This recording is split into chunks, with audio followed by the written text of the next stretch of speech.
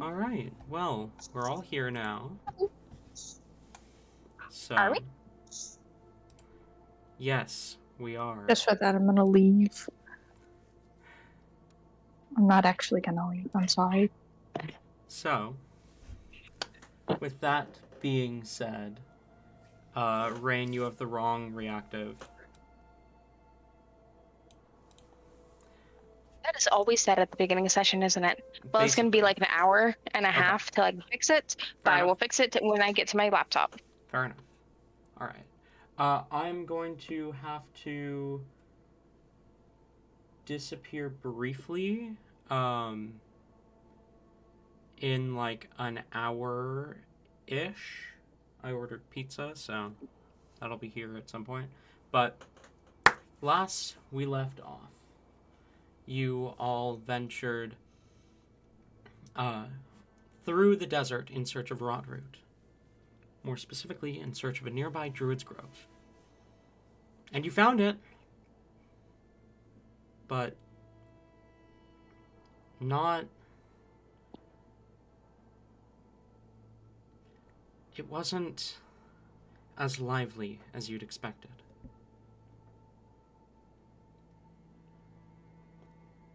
The grove... The Asyr Grove had maybe 10 druids remaining, despite room for 100 or so. Apparently they had lost quite a few over the last few days to the Cursed Ones. They explained that they wanted your help in exchange for the Rotroot. you to remain in the Asyr Grove to help defend against the Cursed One's attack, in exchange for sending Rotroot to Blazeport to help those who were injured by, funnily enough, the Cursed Ones. As Pepper, the first druid, and her right hand, Cinnamon, gather with you both, or with you all, to discuss a plan. Pepper glances between each of you. All right. You seem to have an idea. What's the plan? Oh, the plan was to listen to their plan first. Oops. You know, I love this fact that we're writing off of that for the plan, guys. So none of us thought to come up with a backup plan. Uh, yeah, it's also been like 2 weeks, so I can't even remember the mindset I was in. I just got out of bed. You're gonna need to give me a second.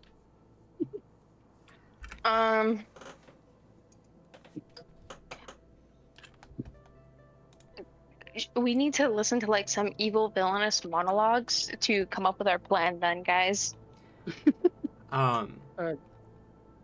There's kind of a moment of silence in response to Pepper before she says, all right, I have an idea. You 5 can take Cinnamon, Turmeric, and Juniper. Slip out. The rest of us will remain behind for a convincing surrender. You then return after the grove has fallen. Rescue those of us who have been taken captive. And retake the grove. Cinnamon knows the access point, the hidden access point. I will not share where that is until it is time for you to use it. What if something happens and Cinnamon dies? Is Cinnamon still allowed to share it if, say, something happens? Cinnamon kind of speaks up and says, we'll play it by ear. If it seems like I'm going to be unavailable, I'll share with Turmeric or Juniper. Pepper, I do have a bit of an issue with this. You mentioned before you staying behind. These people know more about them than I do, but in the encounter I've had with this foe, they don't take prisoners. If you are still alive after your surrender, you probably won't want to be.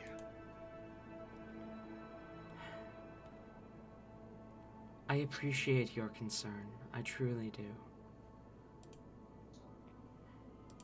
But I promise you, I have an iron will. Nothing they do to me will break me.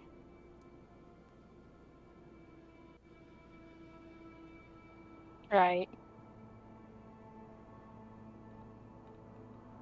Well, I disagree with this plan, but I don't think I should push my luck any further on convincing you. Look, I appreciate your concern, but they'll know something's up if I'm not here.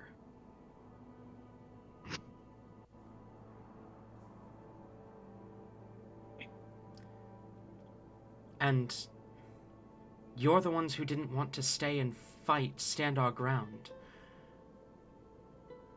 Don't turn this on us like we're the cowards. Oh, shit. I'm not turning it on you. I'm just... There isn't another option. We stand and fight when they come, or they take me captive.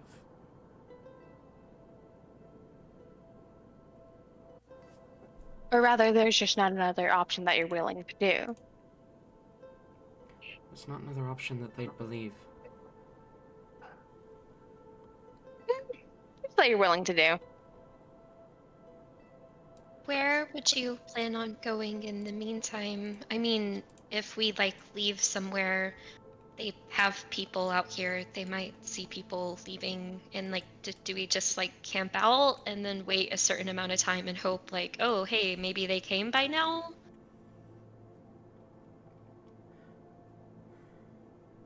We know for certain that they are going to attack tonight if their patterns have remained. It's tonight? I thought it was tomorrow night. It was You're right, it was tomorrow night. We know for certain if their patterns remain the same, they're attacking tomorrow night. If... Sorry. If you need somewhere to stay and not just camp out nearby, the Amber Grove is about a day's journey away.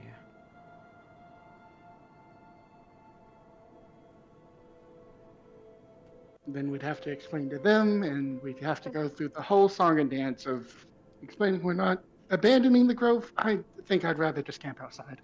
I think that's a better option.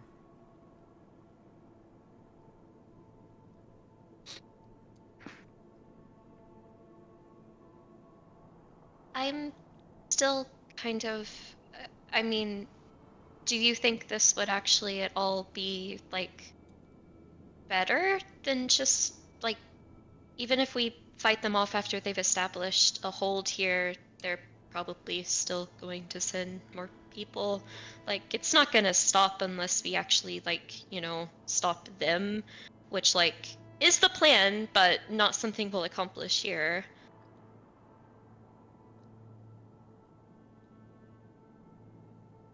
It just seems like with one of those options, people will, like, die, or be, mentally broken, and the other, people might die, but not necessarily.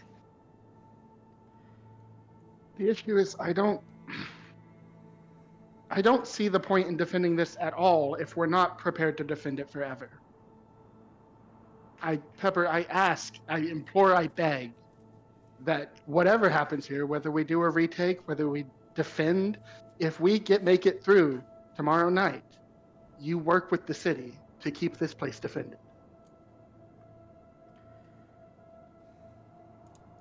Pepper kind of opens her mouth to retort before Cinnamon interrupts and says, "Darling,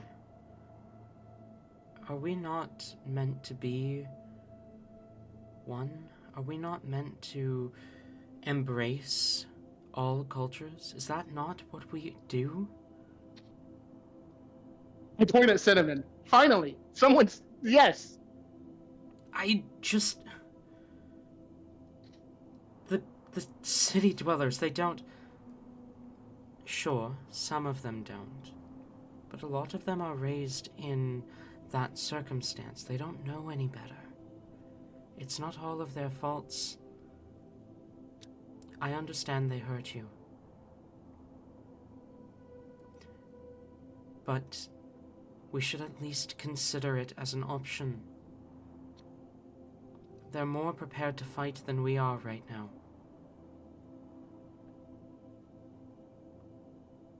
Debatably. They don't need to know that. Yeah, that's me, not Clark. I know. I'll compromise. I'll seek the High Grove for protection.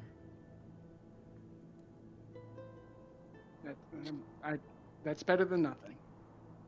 I don't want to make an alliance with the city folk, not yet. But you are right. Something needs to be done.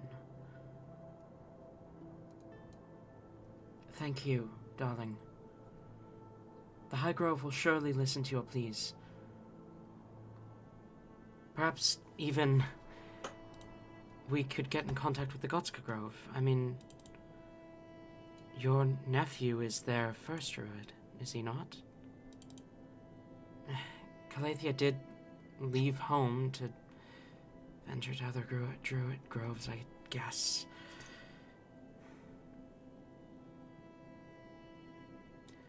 I'll send a message to Gotska and one to the High Grove. See if we can get some form of protection here, but this place is too sacred to abandon, and I'm not seeking the assistance of city folk. Thank you for listening to reason. Look around at our party. Only one of us is a druid. Should we, like, go then? Or you guys got this covered, I'm hoping. You know that's not what I meant. This is an exchange. City folk don't work for free. I mean, neither do you. I suppose not. That's No, just, all I'm saying is think we're not so different, Pepper.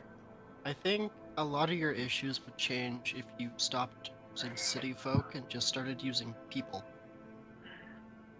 Because a lot of the stuff you keep saying city folk do to city nations, just like people do.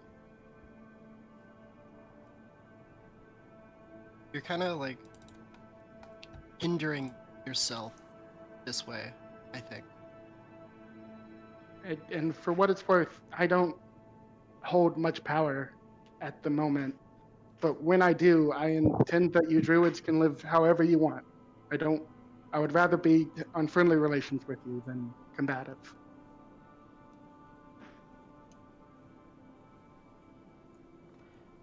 She kind of, her gaze lingers at you for a moment.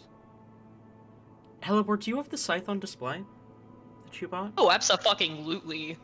Her eyes pan up to the scythe for a moment, as if pondering before she looks back to the group.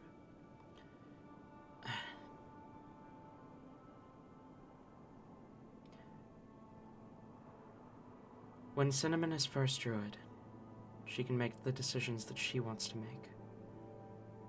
If she wishes to seek friendly relations with the city folk, that's her call. But for now, I am this grove's first druid. So we're killing this pepper chick, yeah?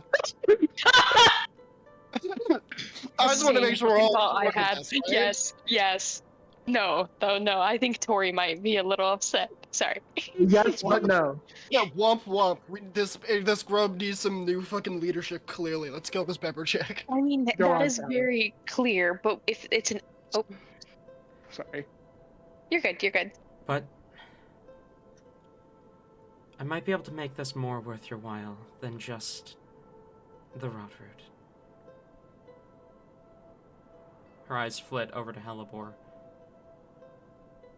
Do you know how to use that thing? She looks like back at the scythe. Well, I kind of just purchased this today. I don't usually use weapons.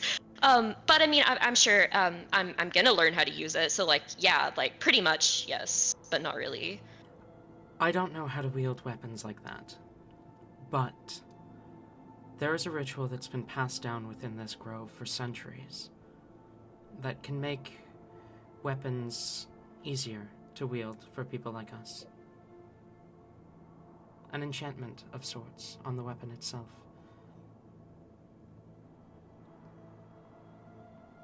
I lean into Rowan and say, we're about to be out of a job. Oh, we absolutely are. So just to, We'll be free here pretty quick. just Go. to assure you guys that I'm not taking away this moment of training with Helibor, all this enchantment would do is make the weapon use Helibor's spellcasting stat instead of her strength. Ooh. That's all it would do. Okay, And but let's keep on with But, the yeah. idea that they're gonna be out of a job because it's Mhm. funny. No, it is absolutely funny, Absolutely and that is a agree. fair conclusion to draw in character. I just didn't want you guys to get worried that I was taking that away. Halson is now worried he's gonna be out of people he feels The he can only thing I'm trust. slightly concerned about is how did this druid know, just like by looking at us, seasoned warriors, that we didn't know how to use a weapon? Are we that Well, readable?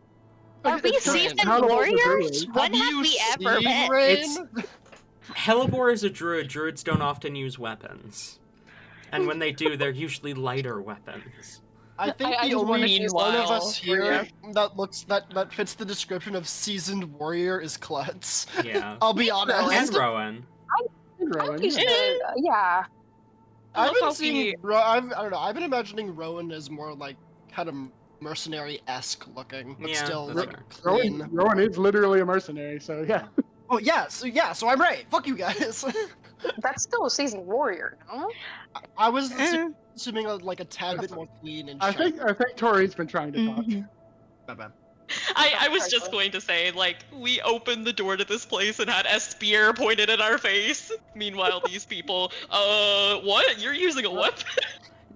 I said most druids use lighter weapons if they do use weapons.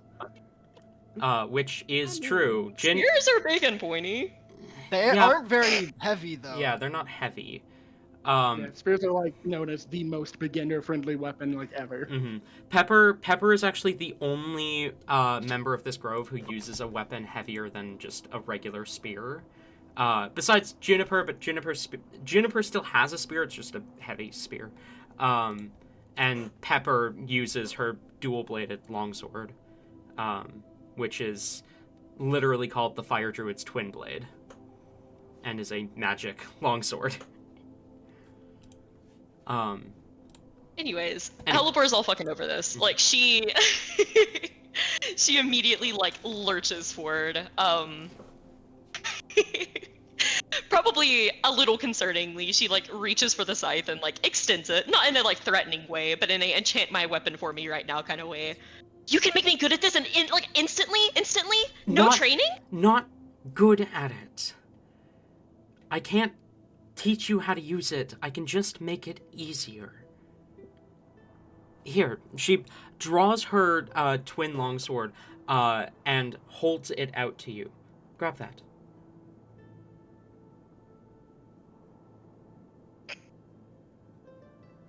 Do you grab it by Hellebore the kind handle? of snarls up her face, like, for a little bit. I mean, I'm not interested in using swords, though. I just want the scythe. I know. I'm just going to show you how the enchantment works. Okay, fine. If you'll enchant it, I'll do anything. She grabs it. You grab the sword, and despite it looking quite heavy, it's surprisingly light. And though I will note, unless you already have proficiency in longswords, you are not proficient in this weapon. But it seems almost as though part of your mind is kind of guiding you in how to use it. Your wisdom kind of draws forth in the way that the weapon is held and wielded, and she kind of holds a hand out to take it back. Hellebore absolutely, like, kind of, like, moves her hands, like, up and down, doing, like, Some a few practice awkward, swings, like, yeah. stabby motions, yeah. Oh wow, this isn't like nearly as clunky as it usually is. She holds a hand out for you to hand the sword back as she says, "It's enchanted to draw on your wisdom, your understanding of nature, as opposed to your physical strength." Okay, that's really good. I was a little afraid about my noodle arms hindering this. Oh here, yeah, take it back. She'll take it back, put it back on her belt. "I can't train you in how to use the weapon, but I can make the process easier." Alright, I'll cut weight training out of our regimen.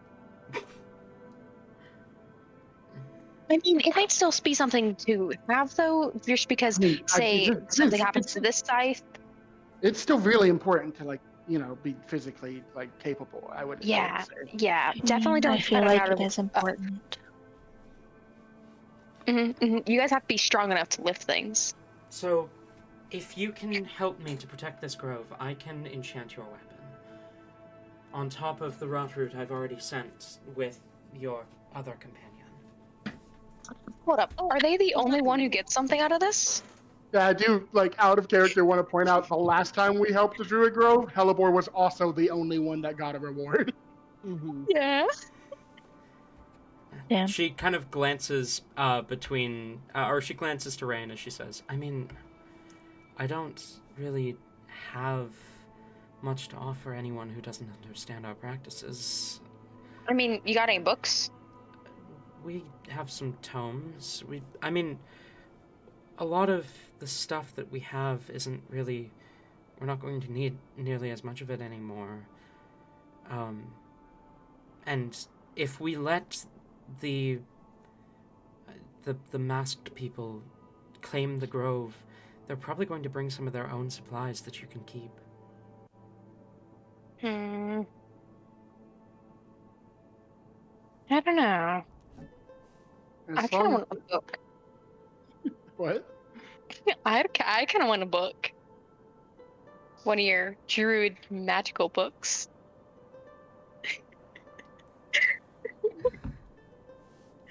I need to know, what is Hellebor's reaction to Rain's request? Give probably what can only be described as a polite cringe. Beautiful, I love it. They're probably in Druidic. I'm not sure if you could really read them. It'll be fine, Hellebor. I'll figure it out. We can discuss the specifics of your payments afterwards. We'll see what we have left to give. That's never a good deal. Hold up. For me, just knowing that the grove is not under the masked one's control is enough payment, but I agree that is an awful deal to make. How about I can't promise that we will have anything to give you besides the ritual. Guys, I Maybe- do. I just want to say, like, I am very appreciative that you're offering this, but even if you weren't, I would still want to help. And She kind of looks to the group. they did give a lot of their supplies to us. If, these are the same people that do the awful necromantic things, and, like, now they have less supplies for themselves if they get hurt during this and need it. So, like, I feel like they've done enough. I hear you. I agree. I think we should spend this time talking about strategy more than payment. why are you such a good person, Hellebor? Maybe we It's can discuss infuriating. payment afterwards. Hellebor is such a good person. The only one getting a reward. Yeah.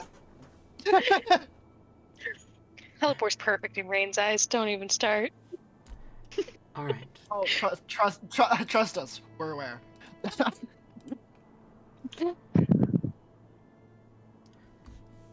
I'm sure the desert has a lot of places to hide. We'll find somewhere. I've been out there for a long time before. You do look like one who's withstood the storms of the desert.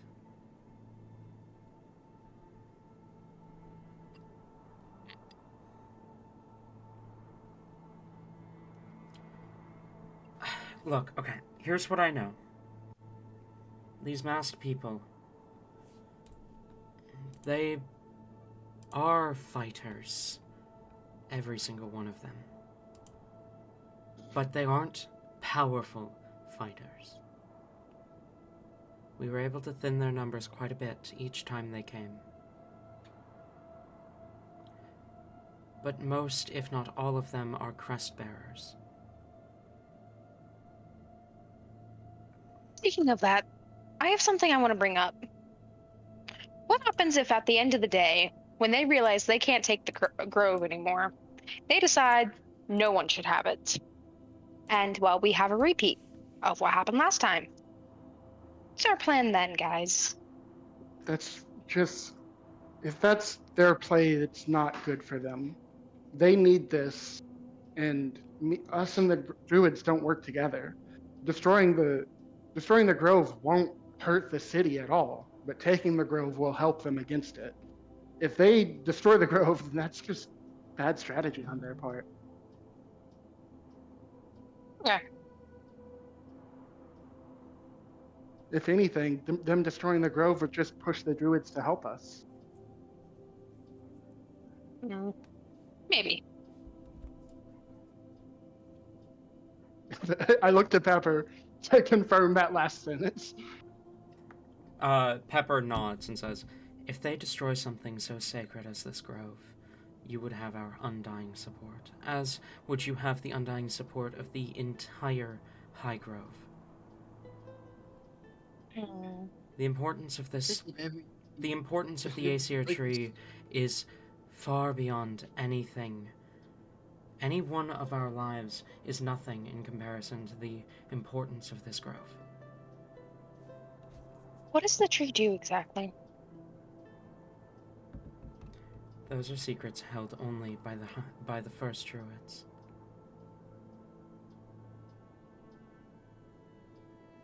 I can respect that. Though I have reason to suspect that the tree is what they're after. The tree more than the water? Is it that powerful? Incredibly powerful. Then maybe we shouldn't leave in case they try to hurt it. Or what if they only needed a limited amount of time with the tree? Say, what if the tree's just needed for like a quick ritual, or they need to find something from the tree? Or And so, if they're given access to it, it's a one and done thing. or they might actually be trying to destroy it if they're going for a grand plan, if they want to get rid of the druids in total. Yeah. The Asyr tree is resilient and as alive as you and I. It would take some prodding to get it to work with them, and it would take a lot of effort to take it down. So long as you come by midnight tomorrow night, the tree should still be standing. They should still be here. So we're, And if we're we get planning a delayed? quick retake. What was that, Noodles? And nothing. I didn't say anything.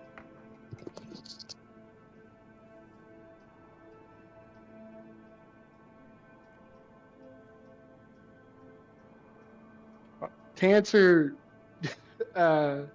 Rain's question, we won't get delayed.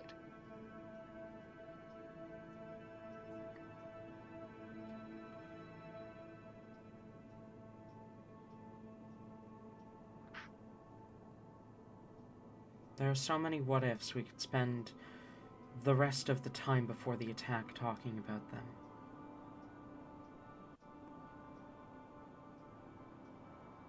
So what I'm hearing is you guys are definitely the type to think about the full plan later on. You don't need as many backup plans or anything. You just kind of wing it. Works. I mean, I work with that. yeah. There's no point in nailing down every single detail. Plans hardly just- ever go as exactly as you plan. You need to get used to improvising. Nature is never I am- predictable enough to plan for every possibility. I usually improvise. You don't have to worry. Trees Good. will Then grow in ways unexpected and whatnot.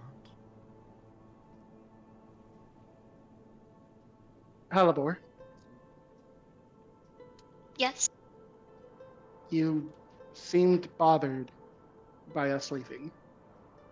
With everything we've discussed, I could see our plan still working if we stay. Would you rather that?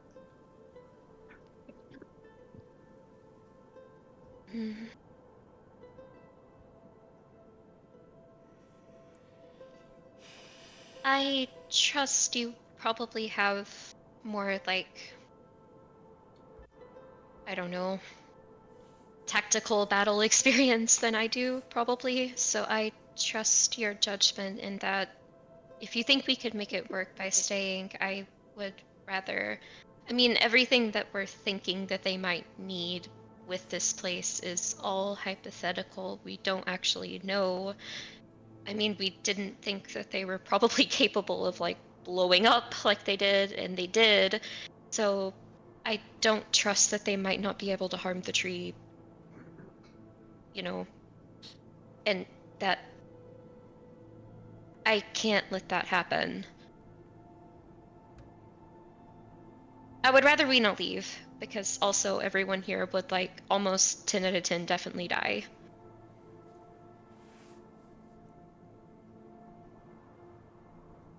Sorry, DM.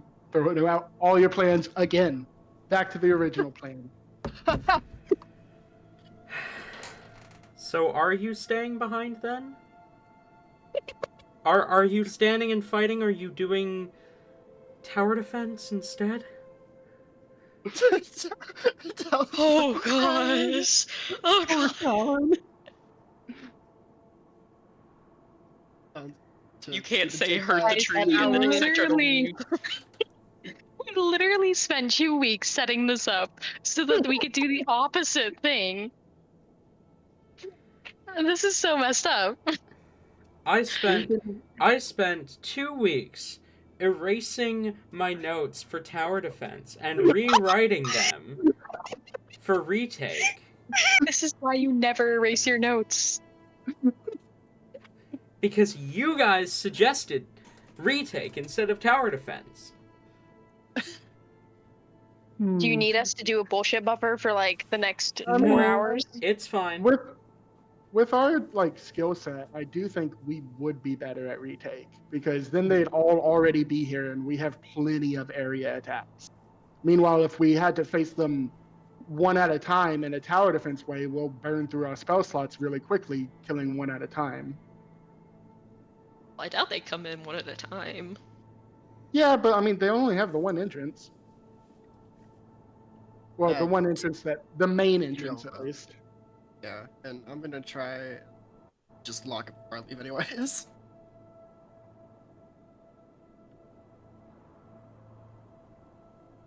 It would be an insult to Pepper's resolve to stay now.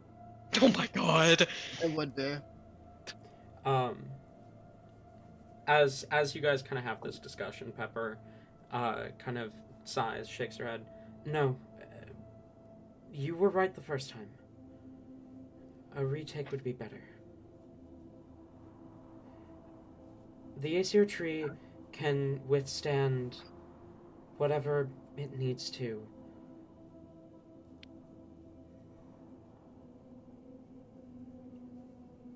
Just don't give them time to get settled. That's all you need to do. All right. That moment right after they think they've won, when their guard's down, that's when we come in. Exactly. Right as the hunter is feasting, it's when the bigger lion strikes.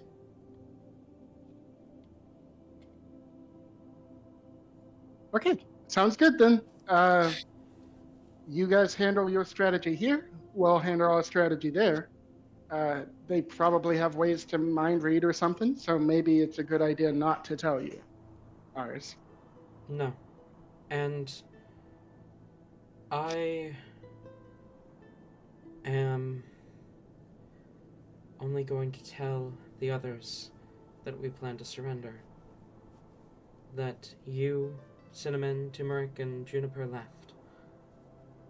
I'm not going to tell them anything else. I don't envy your position. Neither do I.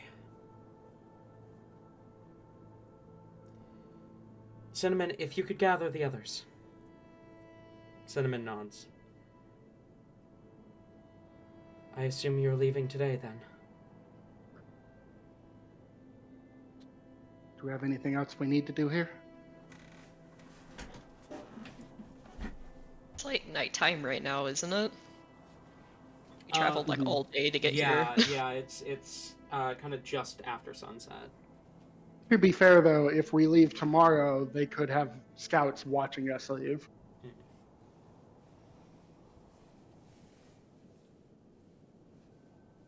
But we could also just sleep tonight or whatever. We have ways to be sneaky on tomorrow. I say we leave now so that it's less time and it looks less suspicious. That way there's more time in between.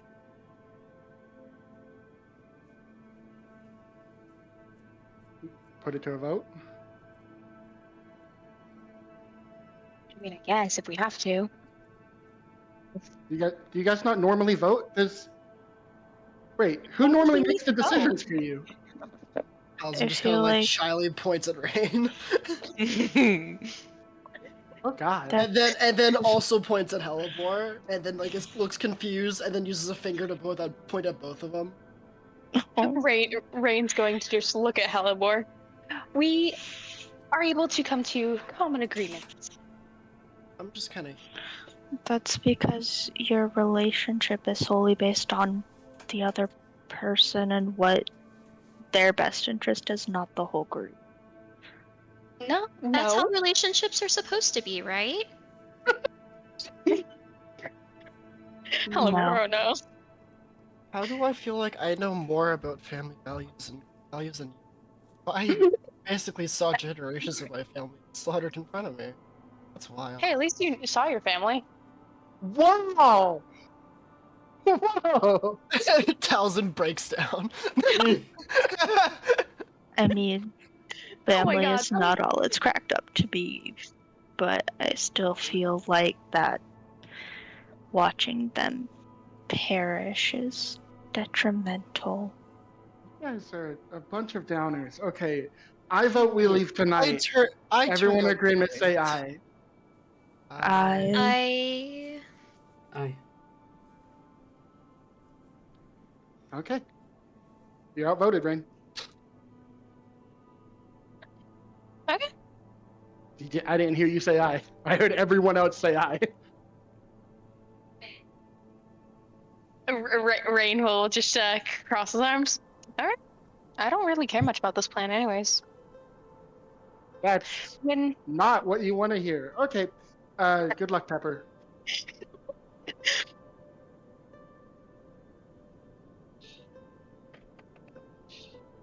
I leave the fucking tree. I'm done with it. Yeah, Yeah. Talzin is close behind. Fair enough. so is Rowan. Klutz gets up and Talzin's like, I don't want to be here with these people. Punch gets up. Towson, you son of a bitch, I'm in. That is pretty much like Talzin's whole thing right now. Is Klutz does anything? Talzin, I like this. I trust this more than anything right now. Guys, my cat is getting pissed off at his own reflection. Ooh. Good. My reflection deserves it. Klutz. Klutz gave him safety from the people who fucked him over. He's like, yeah, no, Klutz is my god now. Oh no! Not like Why do I- actually, but Why do I keep making characters that other characters would consider their god? I'm kidding. I was It's because exaggerating. you yourself are God, You Tabby. could stop that. It's You can because stop that right now. everyone just worships you, Tabby. You can Talon, you must not have heard me. I leave the tree. I heard. You leave the tree. So does stop Rowan. that. You stop that right now. It's wild. Okay, question for you, really quick. This tree, can you give me a very good description of it? Oh dear God. It is a tall Don't tree. give me that. Brown bark that kind of the leaves expand outwards up high above. It seems to kind of reach the ceiling of the cavern. What kind of tree? That's what I was wondering. I don't Yeah. fucking know tree types. Okay, is It it is a like tree leafy? that Is is it like a tree, pine I tree? guess. It's Like- leafy. It's probably like an oak or something. Oh, Okay. Now we're getting somewhere.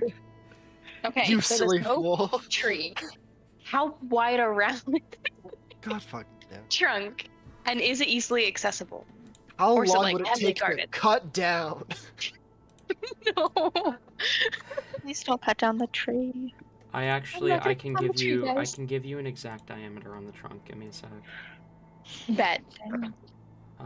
The So out of character, I'm thinking there might be something like, say, inside the tree, like maybe a relic or something.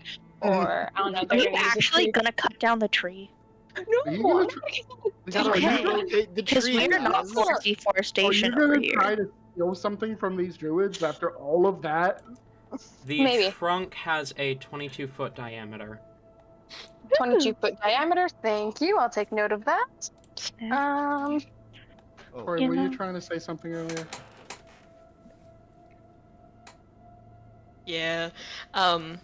Before all the tree talk, I was actually going to say that as we're leaving, Halibor will, unless anyone stops her, approach the tree, and she will just give it a quick hug, like give many comforting words, and like, you know, stay safe, like plant a kiss on it, and then Oh. away.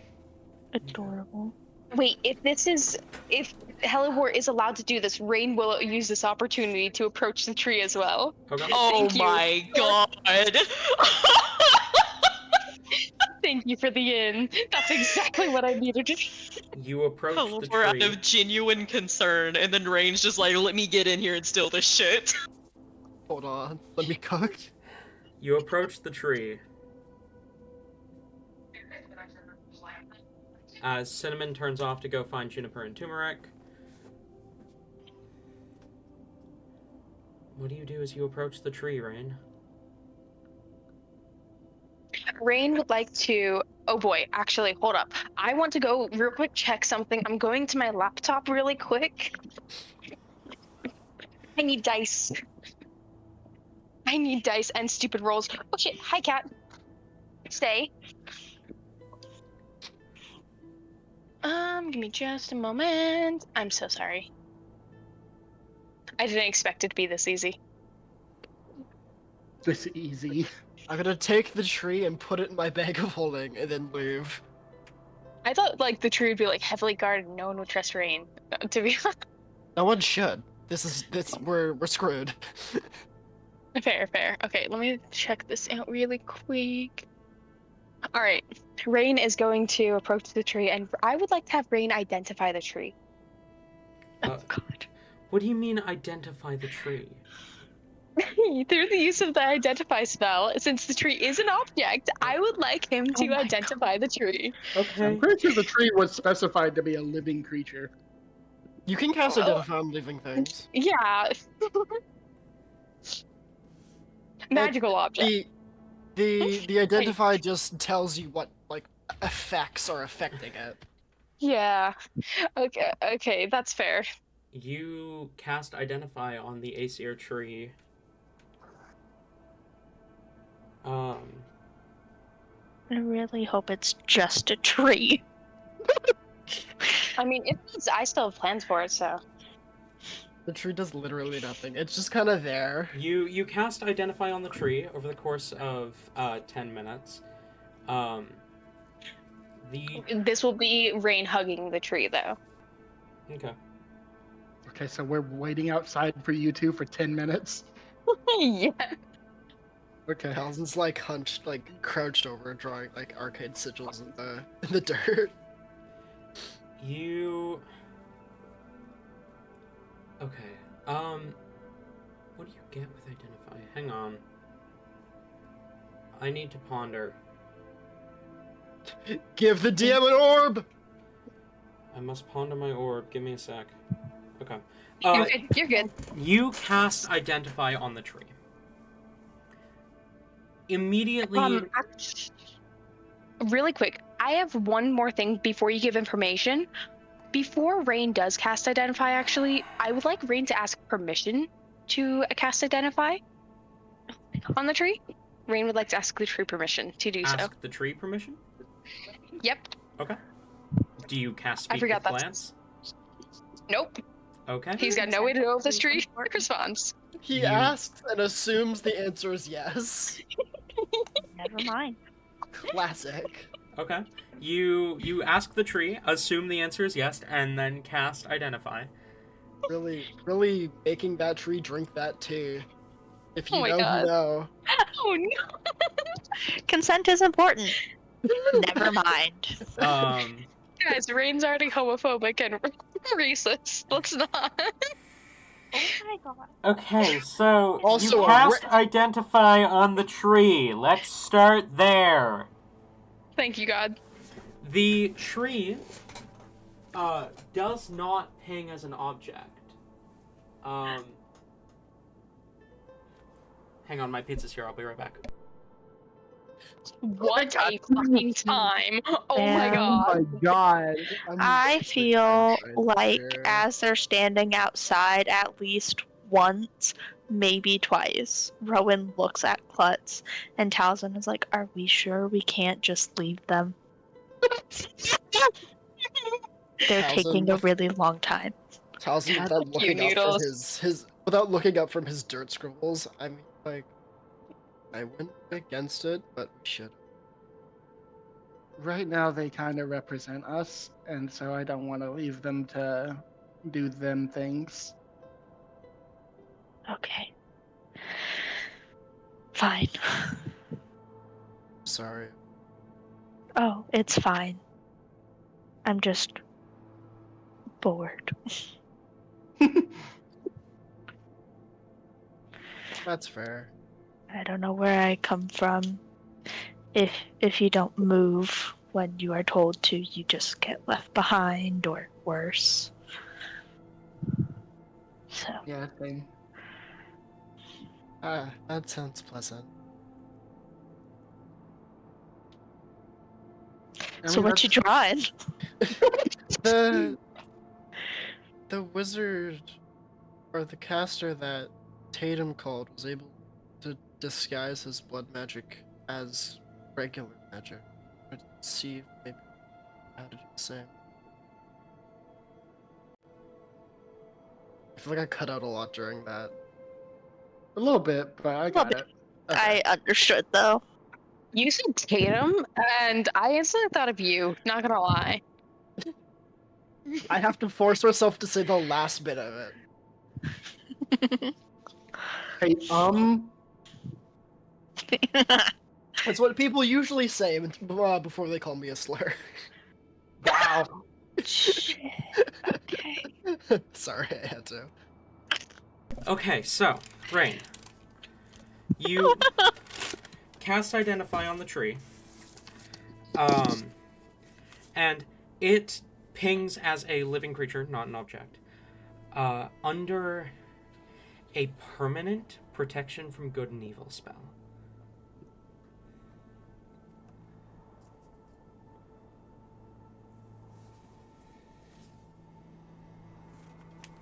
Okay. And can Rain like identify like by chance if this tree, if like this is a spell cast upon the tree, or if this is the spell like can he sense where the magic comes from? Is it something No. that the tree itself emits? You are not able to detect that much. Okay. Still, thank you. Good information. Rain will thank the tree and leave. The tree Okay. shivers after being violated. No. They just really did not want that tea. It's a quiet rustling in its leaves. No. Elabor will follow. I'm gonna say that she did not even notice that. She was too busy sobbing into the bark. Fair enough. Rain doing shenanigans, Hellbor sobbing. That's pretty That much is the entire Yeah. campaign. That's just the whole campaign. Yeah. Summarize the adventures of Azius in one quote. Got this freak cat girl sobbing in a corner while this rainbow twink over here, like, makes shit explode. And somehow they get shit done. Kind of. Very debatable. Yeah. I mean, I don't know. I think we're doing not too bad. You need to start thinking more. I don't think that's the beauty of it.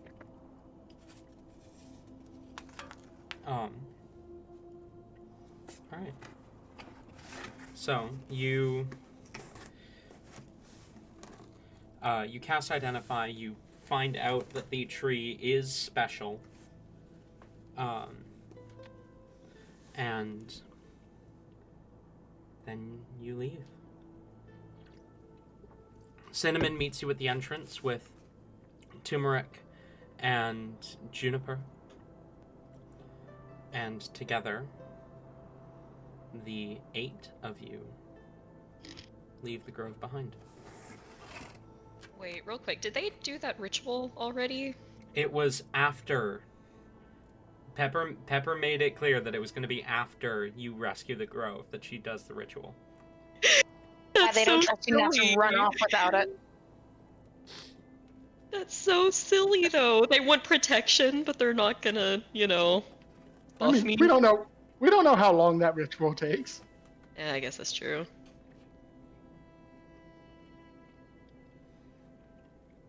You leave the grove behind. Ginger, who's on guard duty, kind of gives a confused look as you guys leave, but sees Cinnamon with you and doesn't stop you. As you exit out into the desert,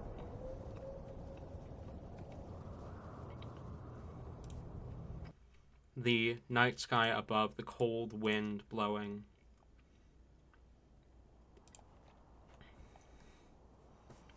Can I have a survival check at advantage from whoever is trying to find a place to camp? Teleport! I'm doing it.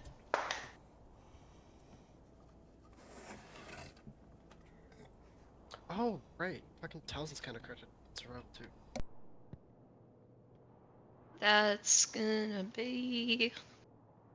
Oh, guidance. Guidance, that's a 28. Okay. 1 sec.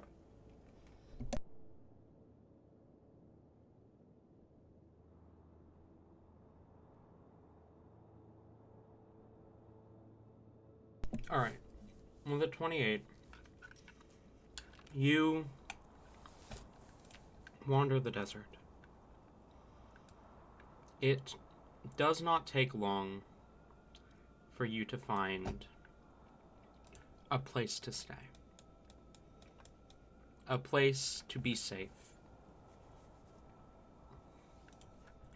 A small kind of cavern as you make yourself vaguely comfortable. You see Turmeric kind of glances up, his eyes scanning you before he speaks up.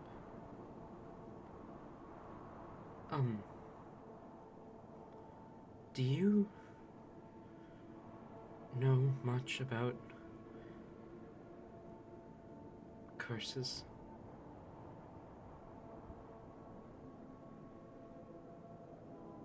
Immediately, Wait. Cinnamon kind of turns to him. No, you don't need to bother them with it. Clover's figured out something that works for now.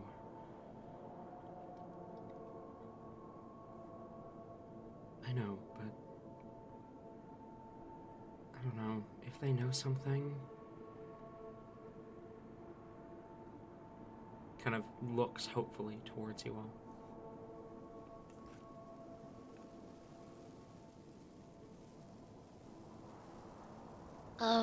Like what curse are you talking about? There's like a lot of them. We're not sure. We can't pinpoint what the curse is. My body, it's trying to burn itself from the inside.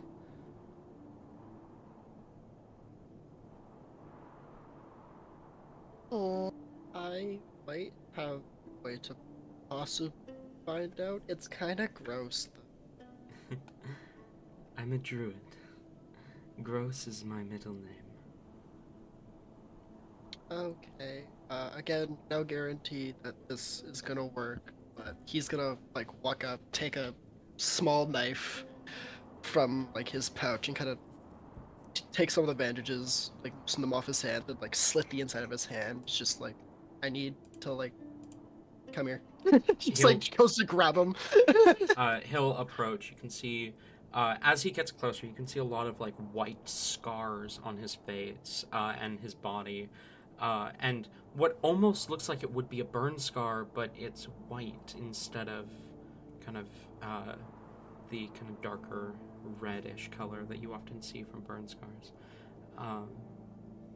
His violet eyes look almost like they're bleeding, bleeding violet blood, and part of his hand is kind of blackened, the tips of his fingers,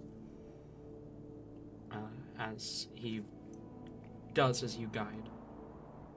And then I'm just gonna, like, I'll do it on those scars. He just kind of like brushes the slit, like his now bloodied hand over it, which then just kind of starts to magically glow and such, and that's his way of casting Identify. So if there are any spells affecting them, I will be aware of it.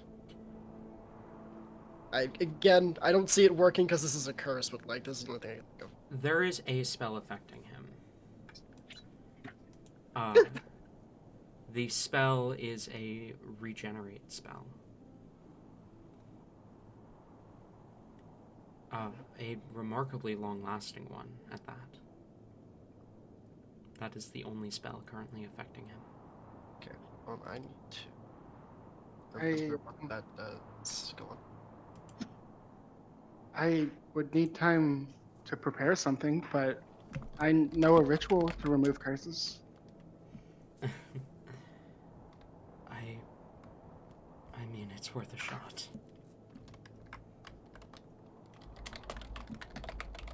Oh, It's really kicking itself. I'll get it prepared in the morning then. If you can make it through the night. He smiles and nods. I should be able to. Clove treated me earlier, and usually the treatments last a couple days. I don't know anything about a curse, but what I'm finding is probably the truth, because the only thing I can find is some sort of generate spell. So that's probably what I'm. Turmeric nods. Yeah, that would be Clove's magic. Yep, that's all I got then. Sorry. It's alright.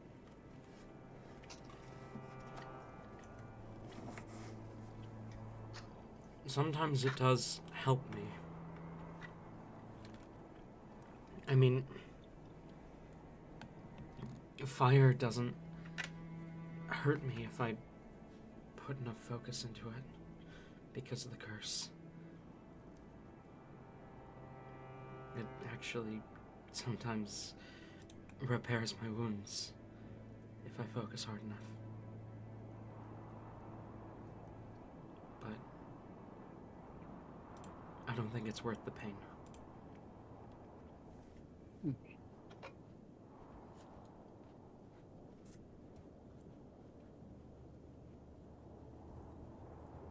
We've found a place to set up camp. Yes. at So point, this right? this conversation is happening in camp. Okay.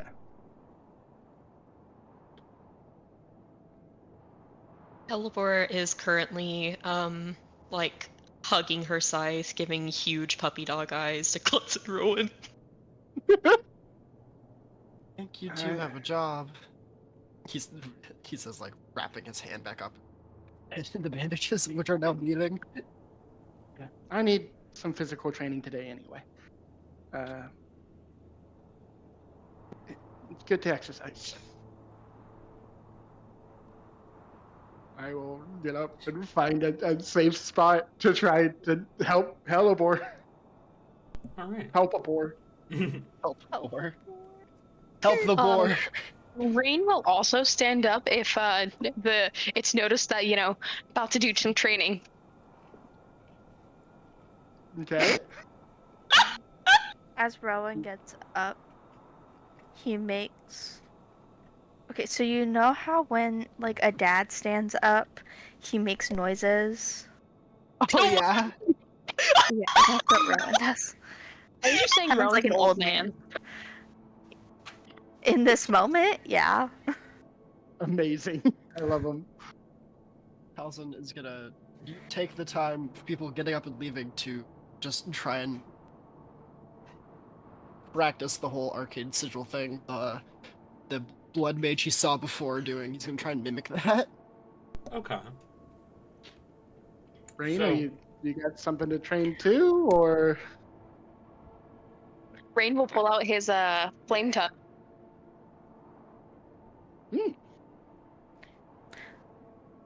I forgot that was like an actual magic item for a second, and my brain just went, he ripped his tongue out and it turned on fire. that'd be cool flavor for a flame tongue though? It would be. Mhm, And I will be mhm. doing that now that I've said it out loud at some point. Oh shit, that would have been cool flavor for Ripley. Yeah. Oh. Oh. Also, if it is evident that Talzin is doing the sigil thing, as Rowan like walks to go help with the training, he'll give like a thumbs up and just keep moving but not actually say anything. Fair enough. Talzin gives one back. Hands actively bleeding. Probably wiping someone's face by accident. Alright. So, how long are you guys going to spend tonight? Because it is like 8 p.m.-ish at this point. The sun has set. How long are you going to spend tonight training? Rain only lasts like half an hour, if that. Fair enough. Rain doesn't like go to bed, he just collapses asleep after a half hour. I mean, I think a good hour is like that's decent for exercise and training. We don't have like a limit really like on when we need to get up tomorrow other than be there by midnight. Mhm. So like Helibor is like, yo, I can sleep in if I need to. She is going all out. As this is also worth noting that she in preparation for this scythe training, she does wild shape. I'm gonna say into a saber-toothed tiger. The same like motion of her wild shaping, the scythe kind of drops in the air and she just catches it with her fangs. That is how she is training with this weapon. Fuck yes. Okay, so tell me, people are gonna have to deal with a insert saber-toothed boss. tiger. Insert that one boss from Dark Souls. yeah, Yep. so Mm-hmm. I suddenly have a lot less tips I can give you. This is going to be more practice than tutorial. Yeah. So this is the stance you want to take, and oh god, you're a tank. Okay, nope, I don't know what. Okay, let's just improvise, I guess. Why are you a cat? I signed a contract. I said, Look, why are you a cat? Saying the tabaxi after turning into a bigger cat. Alright, so here's how this is gonna work. Helibor, roll either intelligence or athletics. Klutz, roll either intelligence or athletics.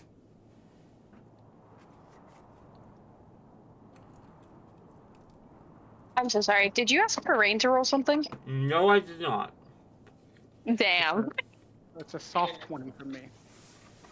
All right, athletics is higher, so I'm gonna do that. Come on, Helibor, you got this. Oh, I can guidance that too, can I? No, if you'd like. Ooh. Guys, she is a natural. She was fucking born for this. That's a natural 20. Nice. Fuck yes. 23 total. That's also a 23 total from me. I mean, Helibor's grandfather is death incarnate, so... Mm-hmm. As you do this, you guys go to start training. You see Juniper's kind of perched atop your little, like the little inlet where you've made camp. She opens her mouth to speak up, watches Hellebore do the wild shape thing, and kind of leans forward, watching curiously. She seems invested. You begin to train Hellebore, and you are surprised by how well a lot of stances translate into a wild-shaped beast.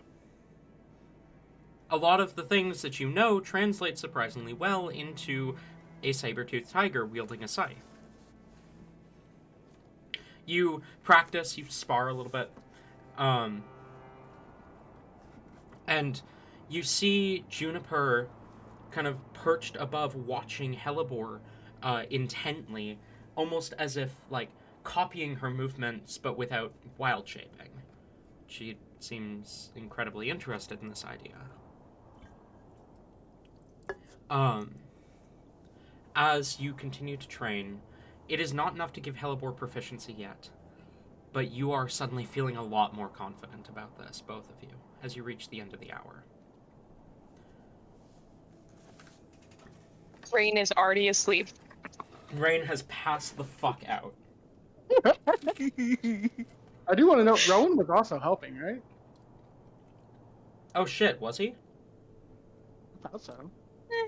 You're supposed to be, but Okay, sorry, my bad. Rowan, also You're gonna- roll either Oh, no, athletics you're or... good, you're good. No, Rain, Rowan, You could just- roll it. Or Mm. Rowan could also do it next time since you've already described the results. Fair Yeah. enough, yeah. Rowan will roll next time instead of me. Okay, that works for Or me. he could just be sitting back and watching so that next time he can help. Mm-hmm.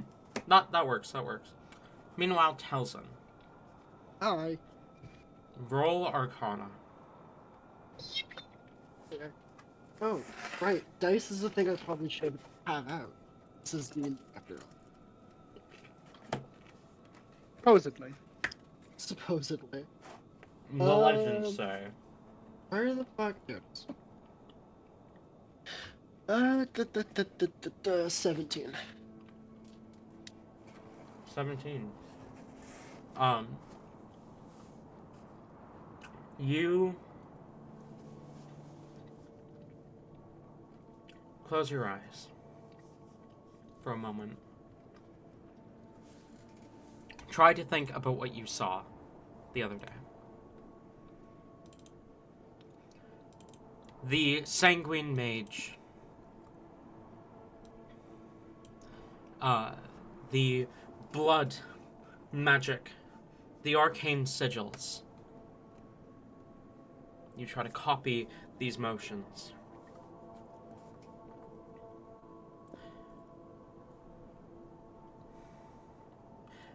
You realize very quickly the spell that this mage cast was far stronger than any magic you are capable of at this point in time.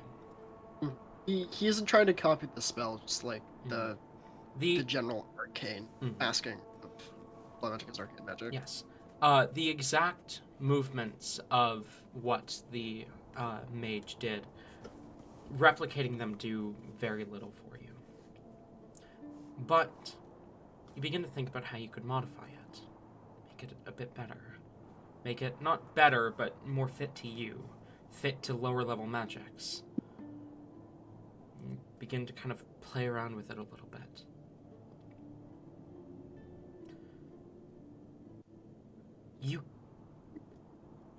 You aren't able to reach a point where it doesn't look like blood, but you start getting the hang of the arcane sigils themselves. Just a little bit.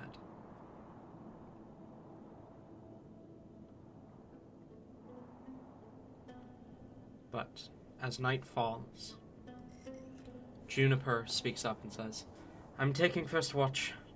Anyone who wants to join me may." Does anyone volunteer for first watch? Sure.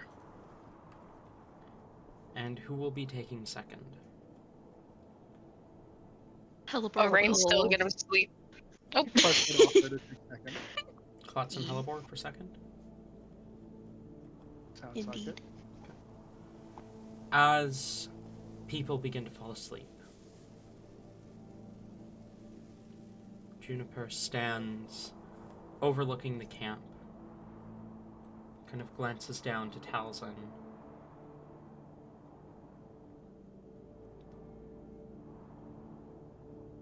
Hello.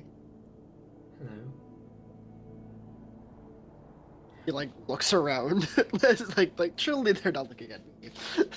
Your friend, the druid, Helibor, I think her name was. Mhm. Is that...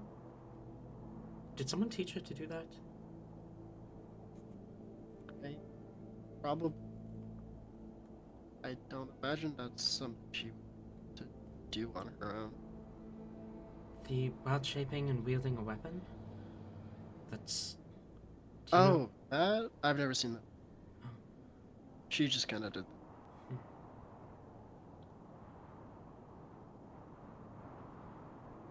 Strange.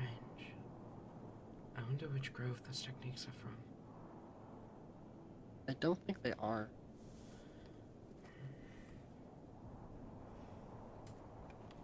Then again, I don't know. I've only been out of where I've been for the past like maybe month or so I don't know how any of this shit works. Yeah, I didn't say that. I don't swear. I don't know how any of this works. She's quiet for another long moment before she says, aren't you city dwellers supposed to hate blood magic?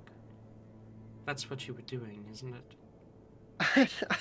I only realized it was like outlawed and illegal pretty much everywhere a couple days ago. I don't like the idea of outlawing things. Laws are incredibly restrictive. Well, there are some that are necessary otherwise. Try and give me an example of one law that hasn't gotten in someone's way. Slavery. That's pretty bad. Alright, fair enough. I mean, well, to your point, it has gone in someone's way. Yeah, I- that's when Gods, the DM, was like, okay, I can't say anything about that. It's I- like, well, shit. I suppose some laws are useful.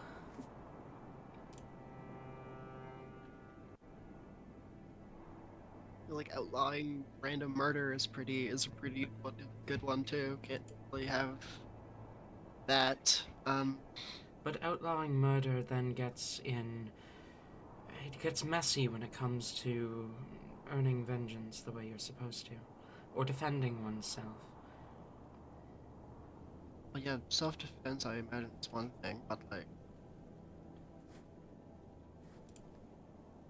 I don't know. I don't need to argue this anymore. I played your game and I won. So You did. I will concede that. I asked for one, you gave me one. She kind of turns her gaze to keep watch. Unless you say anything, she's not going to have any more conversation with you. Nope. Okay, go ahead and roll perception. okay. What's that? Okay. 23. 23. You keep your eyes peeled. Watching and listening. The desert surrounding you.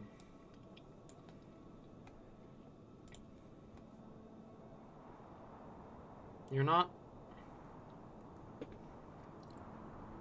seeing anything out of the ordinary.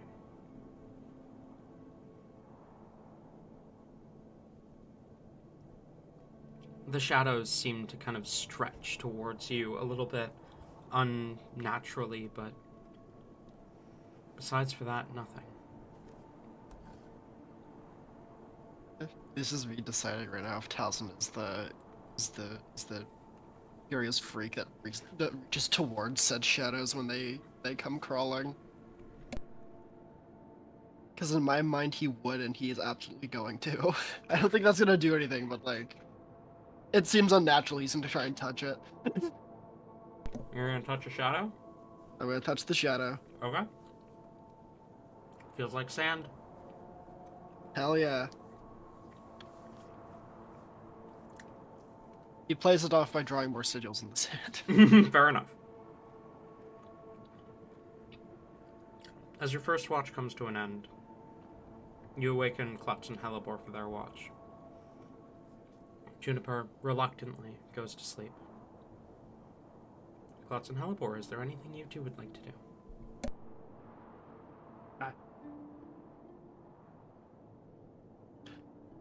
Yeah.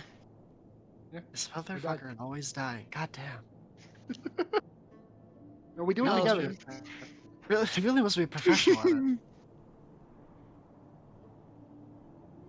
Speaking of dying, Hellebore is going to, just so I can think about this, like, like, okay, first of all, like,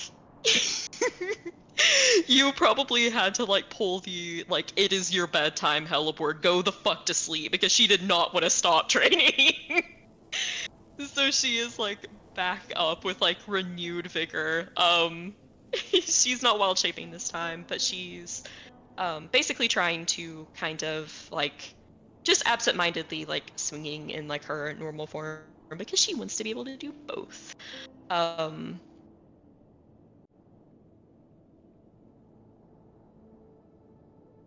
a bit of that, she will kind of settle down and for mechanics, Talon, I'm going to start working on my magic. Okay. But basically, she'll sit kind of at a decent distance away from Klutz for a while, and it looks like what? I was just gonna say, I don't mean to interrupt you, but that won't last long. Clutch will approach. Oh yeah, I know. I'm just getting this set up. Anyways, yeah. So she kind of goes a good distance away, and kind of sits down cross-legged, in like almost a meditative position, kind of like closing her eyes and focuses on her magic.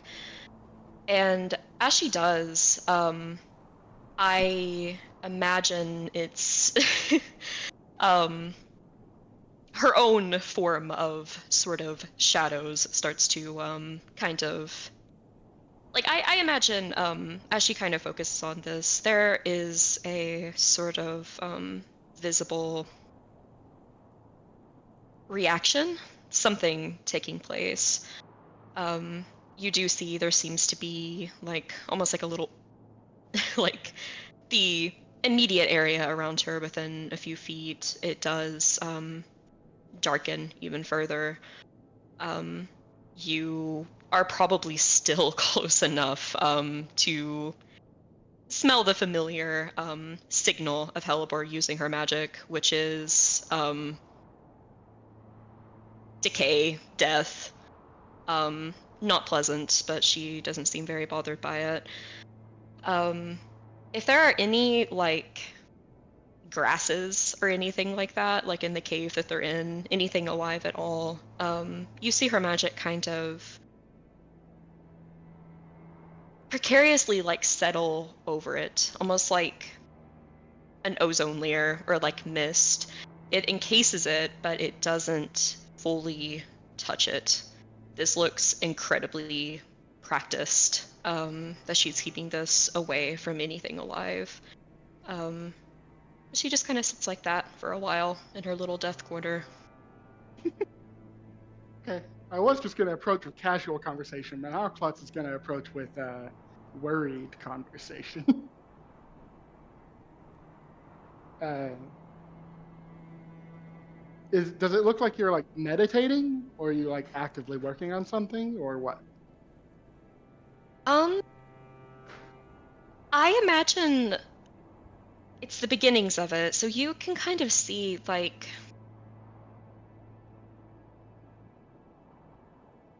her face is scrunched up in like a concentration that is more than just meditation, and you kind of see around her periodically pseudo forms start to take place, like the shadow starts to kind of wrap around into shapes, and then it flickers back away. She does appear to be working on something. Hmm.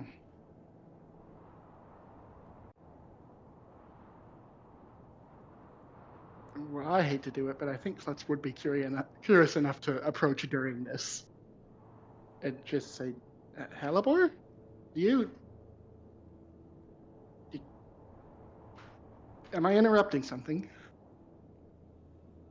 He immediately jolts, and like it's like an immediate like receding, um, like the chill, like the stifling kind of sense of like doom that you were getting as you were getting closer is just immediately gone. And she definitely jolts a little bit, kind of slapping a hand over her mouth to not like make a loud noise.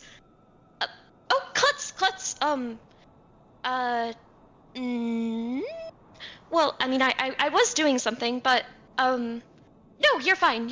Sit down, we can chat. Okay. I sit down. Um, hmm.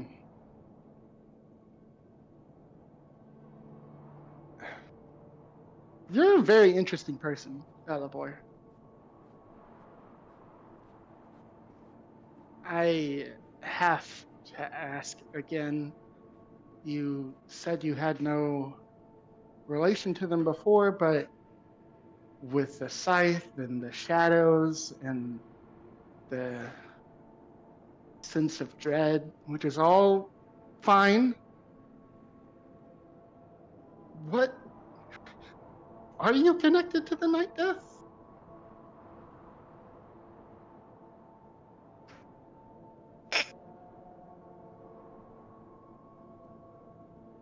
Are you the The no? Because he can use the scythe like really. There's a flash of offense. I, um, no, like during this, like as soon as like this like the probing questions kind of began, like the smile just like wiggles down like a little more shaky. She's trying, she's forcing it. Um, but like if she could sweat, it would be happening right now. She absentmindedly kind of looks away, internally freaking the fuck out and trying to think of something to say. Uh, the the the night who? um, I actually don't know who you're talking about, so you'll have to be more specific. You know. he's I guess he's just an Asyrian legend. I mean, look out there. And I gestured towards the shadows that are moving. They do that all the time here in the desert. Uh, I've heard tell that they'll attack people, but I'm not worried about it. I've been out here for weeks at a time and they've never bothered me. But they say the Night Death will descend upon people he believes should die quickly and without mercy. And he uses a scythe. And the sense of dread just from being in the area is a little like what I just felt being here. It's okay if you are. You don't, I mean, I know enough to know you are. I will say that. But you don't have to elaborate if you don't want to. Well, wait, what do you? Um, Well, I don't know if you've been outside of Asunia, have you? Yeah. I mean, I've Damn spent it. most of my life here, but I have been outside. She kind of like almost snaps in like a shit kind of way, but straightens back up. Well, I mean, people use scythes in other places, and I'm sure it's probably it's just a coincidence. What makes you so sure? I mean, plenty of people, The it's scythe, not like that unique. the scythe could be a coincidence. I haven't really met anyone else who prefers to use a scythe like you, but you said you got it from your dad. It's to honor him. But I know that shadow magic well. I've seen it my entire life.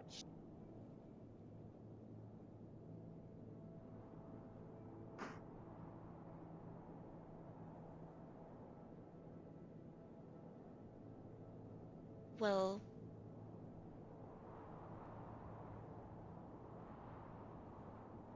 The shadows She thinks seem to her- stretch even further closer to you. Like, I want to know again, like, even seeing that Clutch is not bothered by these shadows. Like, I want to make it a point that she is not afraid of them. Fair enough.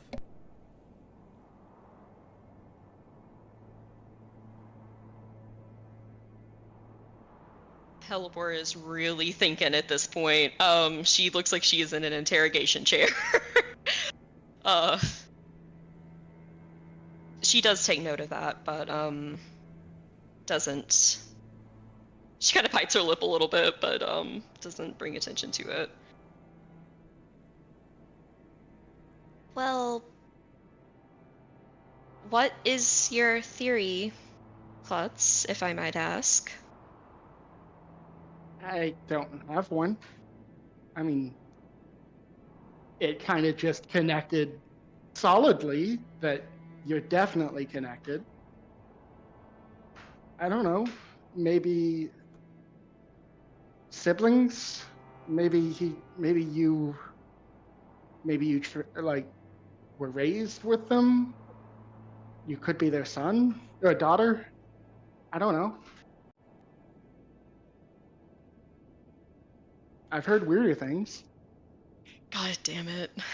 Helipor is too bad at this kind of shit. She's fucking god. Like you just at the beginning of the sentence when you say siblings, like she jolts. Like her fur stands on end.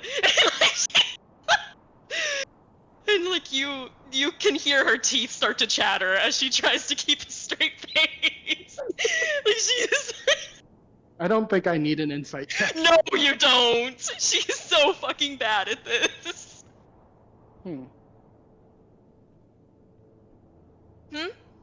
What? What does mean? Nothing. Again, we can drop this if you want. I'm just saying it's okay. I'm not going to report you to anyone. The Night Death has never bothered me.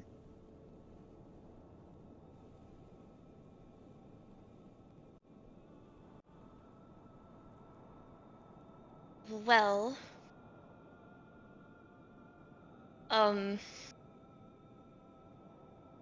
Oh my god, do I want to do something incredibly stupid? Oh. Stupid check? Yeah, do it. Oh god. Do I want to do like get myself killed stupid? Oh, yeah. Okay. Yeah, you know what? I always go for like the one or the other extreme. That's what you should do too, for the bit. as in if you roll a natural 20 or a natural 1, you do the stupid thing? Oh, no. It's either one option or the other. Hmm. Alrighty. If I get even, I won't do it. If I get odd, I'll do it. What an odd way to do it. Well, that is going to be a 15. Well, Very odd. all right. So you have a backup ready, right? You're silly. I mean, I was already thinking about how she was going to do this because she is going to do it. It's so fucking Hellebore, but like, I guess this is as good of a place as any. Um,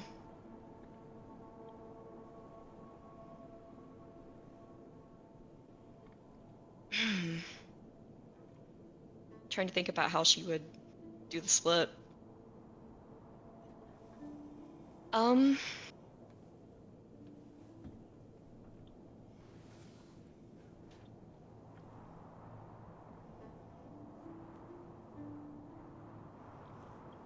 I honestly think that she just kind of wants out of this. So like she knows that Klutz is onto her, and she is not slowly, quickly descending at fucking terminal velocity right now of like crashing into like spilling everything. So she all of a sudden just gets up.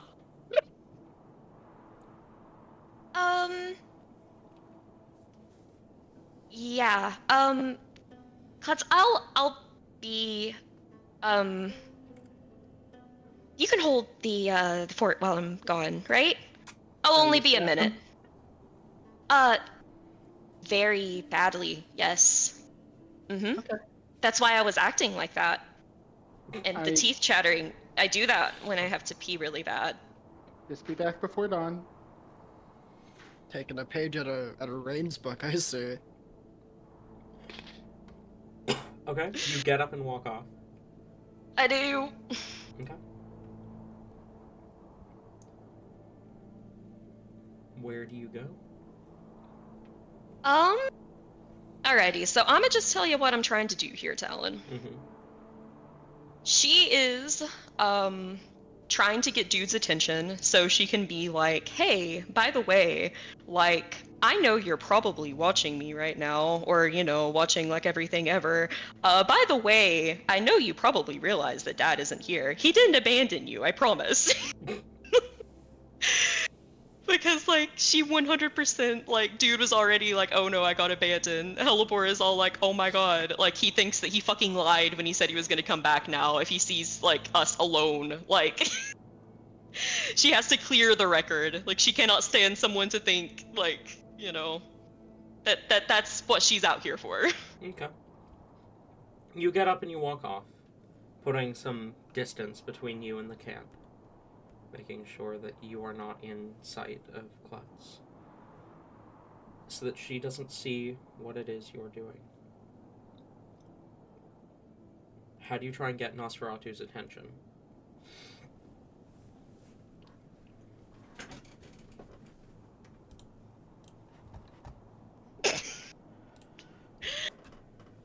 I think she'll just kind of, like, go up to...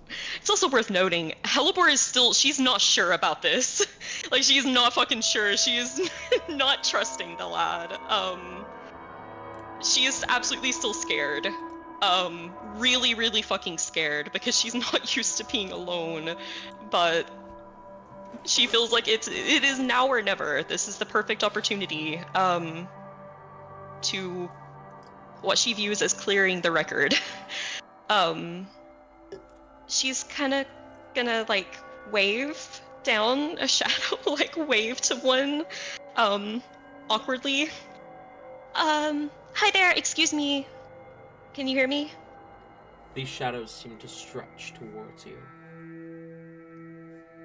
I'm gonna take that as a yes. Can you get, your, well, I don't want to say master friend? Friend? Hopefully friend.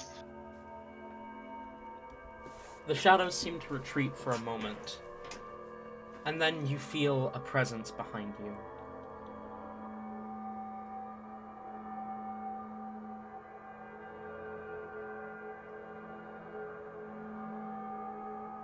Hellebore does, like, the classic spooky movie, like, terrified, slow turnaround. You turn around, and nothing is there. And then you feel a blade against your throat, and hear a voice speak up from behind you. Well, well, well. Sister.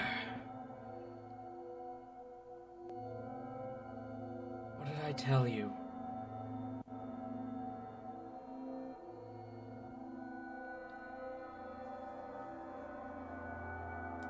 Why did I think this would be a good idea?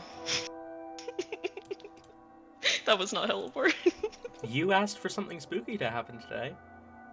This is not what I fucking meant, Talon. This is not what I meant. This is not what I meant. Okay. Hellebore fucking freezes. Like the trembling comes to a halt.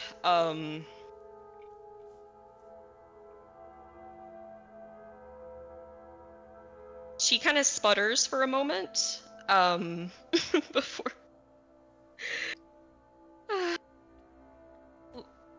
Wait, how did you know? Oh, please. The way you clung to him. Your eyes are the same as mine.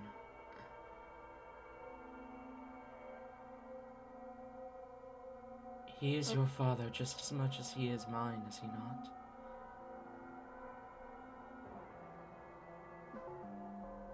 Well, yes. And he views us the same. Little playthings for him to throw away when he's done. Okay, so that is why I'm here. I just wanted to clear that up, like, real quick, because, you know, he was all like, hey, like, I'll be back, and, like, he's not back, and I figured that, like, you know, you might have been watching and been like, wow, why is he not back? So, like, I just needed to kind of, like, clear that up and let you know that, he'll be back. He just got sent to, like, another plane, and, like, you know, it's an entire thing, but, like, he'll be back. So, like, you know, don't even worry about it. The blade is very unnecessary. He won't. But you're right. The blade vanishes, melding into shadow. However, he has abandoned you. Any opportunity to get away. But you're something special. Aren't you, sister? I mean, a hand reaches over your shoulder and kind of pokes the end of the scythe on your back. Look at this. A beautiful weapon. I could show you how to use it. I could show you how to take up the mantle of what father once was. Punish those who would do as he does. Slaughter those who dare corrupt. Avenge the innocent who have no way to defend themselves. And hurt those who dare abandon those who care for them most.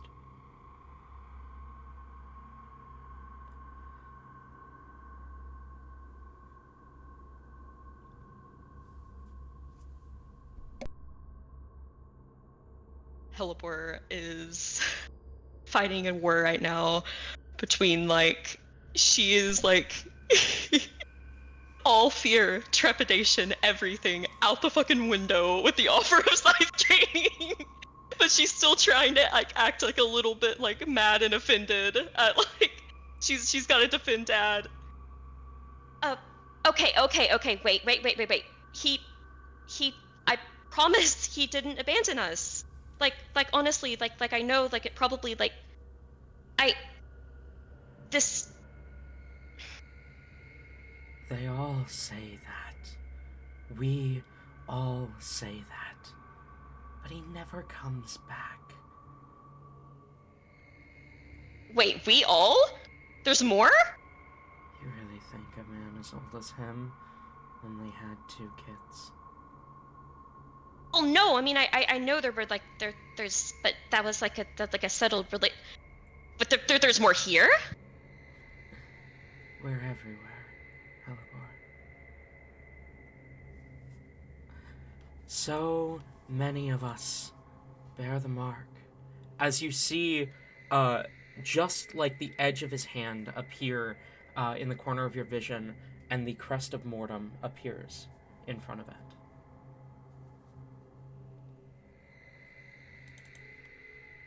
Halibor fucking lurches forward and like points.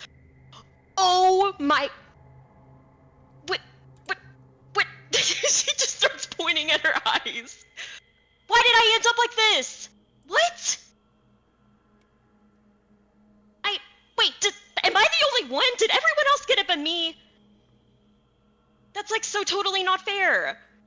His blood is potent, but it is not definitive.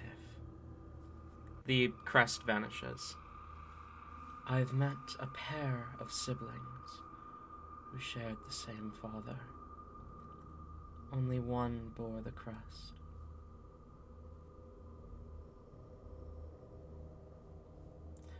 I've met others from the Callous Kingdom who knew him, were raised by him, were lucky enough to have had him in their life, until their mother died. And suddenly, he'd never contacted them again. Only a few of them bore the crest. But all over the world, stories of a man, a fanged, pale-skinned man, having children, then vanishing into the night. And those children often bear the mark.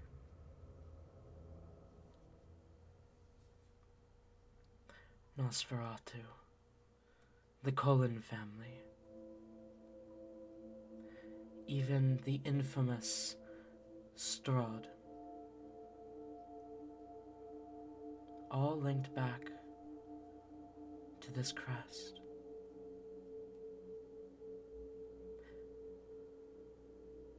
And now, I have reason to believe that he is acting again. He's taken up another mantle of justice. He's lying to you, sister. His hunt hunts again, with him at the helm.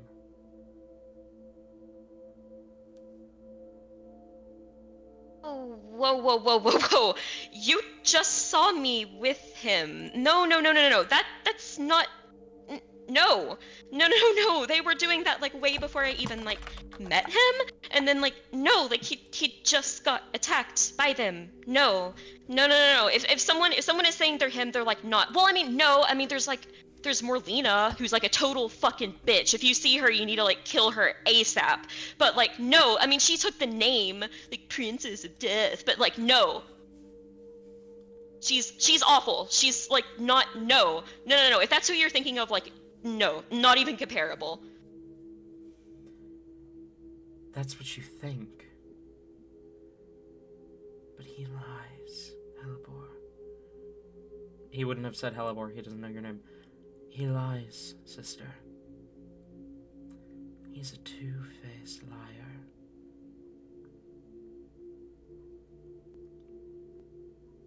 Are you sure you even know his name? Yes. Wait, do you know who he really is? No.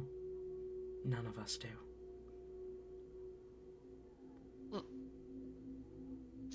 Oh, Helipor is not sure what the... Oh. Well, you seem to know a lot, so...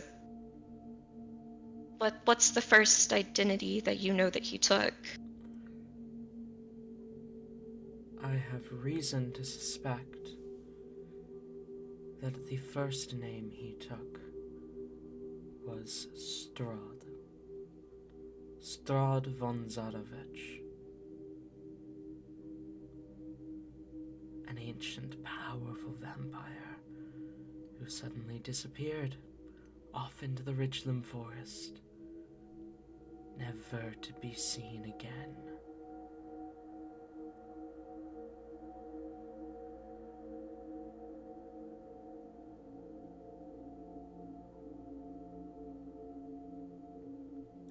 A little wave of understanding kind of crosses her face. I see.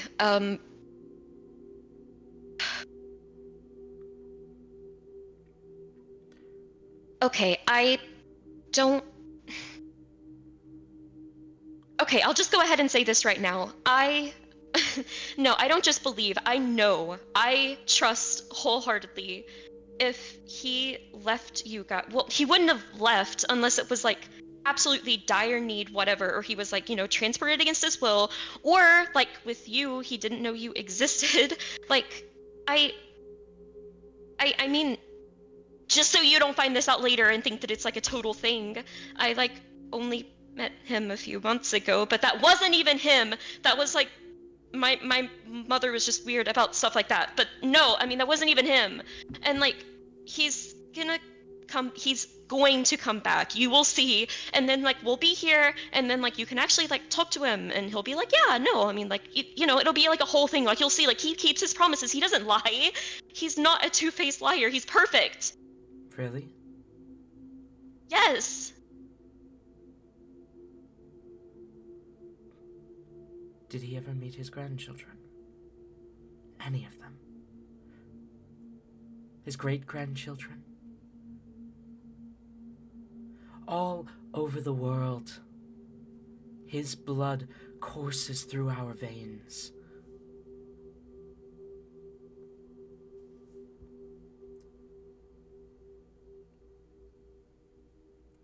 Well, I mean, well, first of all, he has met one of his grandchildren. At least one, probably more than that. I just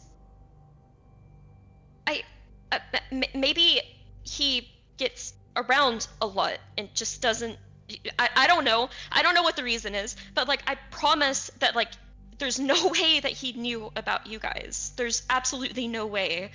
I mean, he is whimsical, like a, probably travels a lot, obviously, and just didn't know. Like there's absolutely, like, I promise, like heart to heart, like he would never abandon you. He would never abandon me. He would never abandon any of us ever.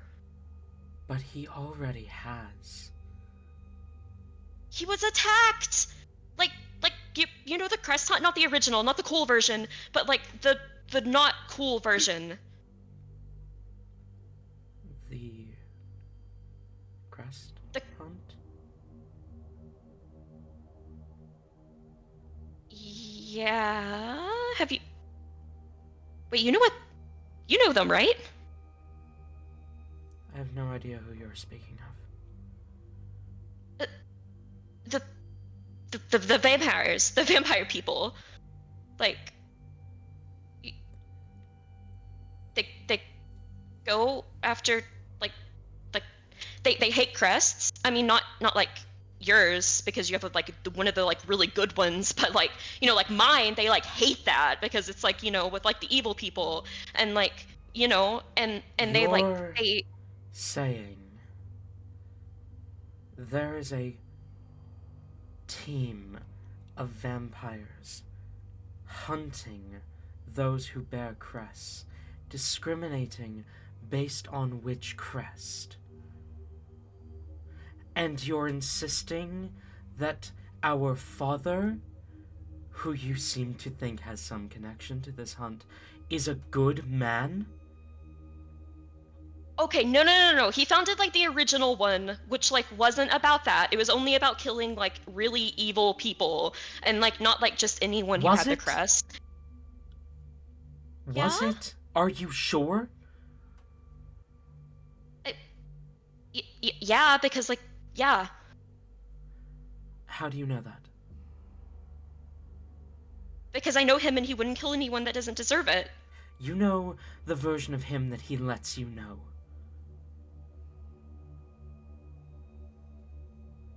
You know the mask he puts on in front of you.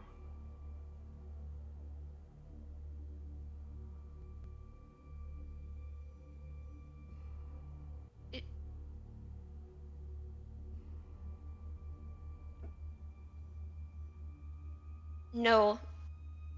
No, I know the real him, and you will too when he's back.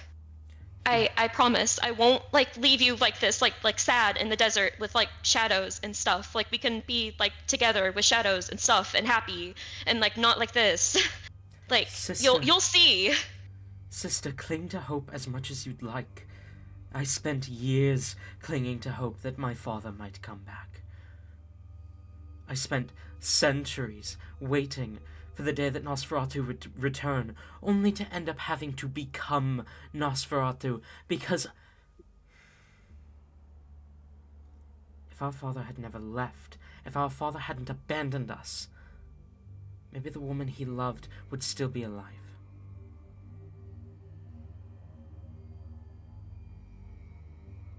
She lived a long time, longer than he seemed to expect. And she would still be alive today if it wasn't for what happened when he left this country. When he left us all to rot without protection.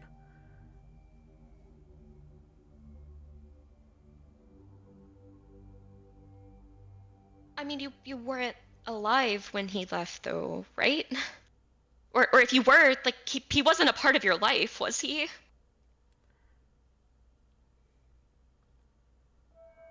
I was born shortly after he left.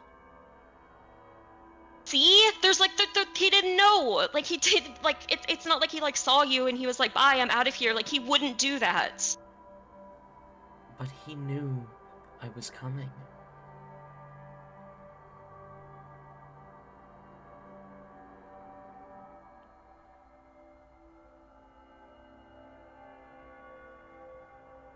I I don't believe that. Do you not? No, I don't. Because there's no way. Like there's like actually no way. There's no way to know that the woman you'd spent years with was pregnant. No way to know the woman you had loved for years was going to have a child. Do you think it's a coincidence that he left when he did?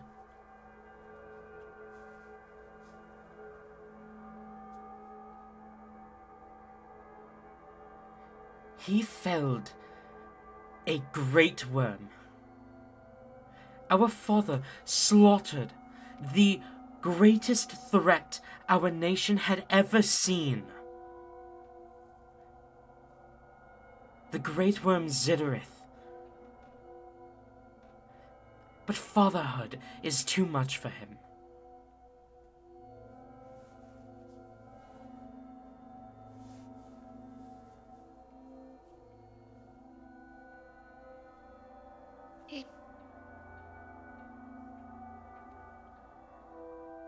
If he knew, he must have left for a good reason, but he might not have.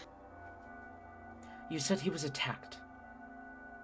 What in all nine hells could have the power to strike down the Nosferatu? The person who single-handedly took down a great worm?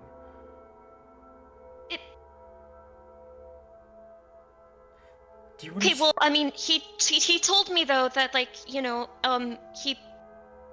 he is still strong, still very very strong, but like not. I don't know. Like I think he like stopped like eating people or something, and then like that like stopped.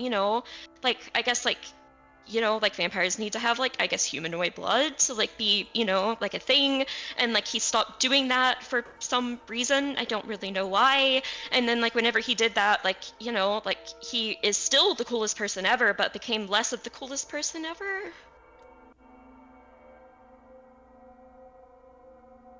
Do you have any idea how long it would take for someone to lose the kind of power he held. I mean, this all happened like what, like I don't know, like 1,000 years ago or something, right? I mean, it was a really long time ago. Sure, it was a millennium ago. But there is no way our father has become so weak as to be felled by a mere ambush or whatever attack occurred. He willingly gave up just to get away from you. No. You don't understand. It wasn't just a random like bandit or something. It was the people. They're like very strong. It was the crest hunt. The crest hunt, not the original cool one. Not the original cool one. The second one. The not him one. The one with like it. It's I can't believe you haven't seen them. They're like everywhere. What is and the like difference? You keep insisting there's a cool one and a not cool one. What is the difference? the original one was there to kill like only the people that like had done terrible things. And who told you that?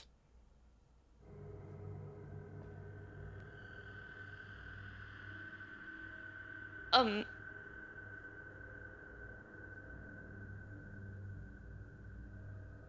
Was it a historian? Was it someone who lost someone in the attack? In the hunt? Why is it called the Crest Hunt if they're just killing bad people? you can hunt down bad people. I hunt down bad people. That's why I'm Nosferatu. I'm Vigilante Justice. I'm not the Person Hunt, or the Crest Hunt, or the Noble Hunt. Noble Hunt. Okay, well, maybe it wasn't the best name choice ever. It was more like the, kill the awful people who just so happen to have, crests hunt. And what about the awful people who didn't have crests? Did they just get to walk free? Well, no, but I mean, I think it was like, hyper-focused on like that, and then probably like, once he killed all of them, then he was like gonna go to the other. Well, obviously, yeah, he killed them, and then he decided to be you. So like, yeah. He was covering all his bases.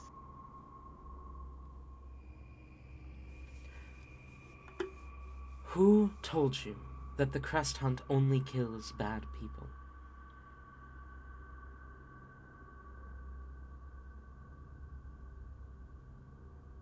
Myself, from my understanding of like seeing, like I And what bad people? Which ones? well, specifically bad people with the crests. Do you have any names?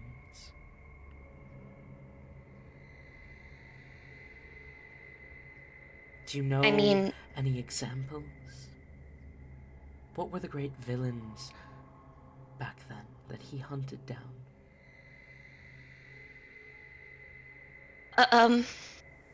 well, I'm not privy to all the details. You can ask him when he's back, because he'll be back. He won't be back.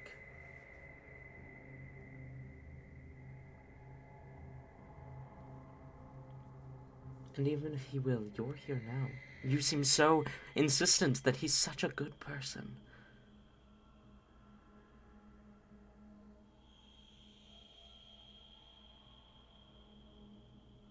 We got ambushed, and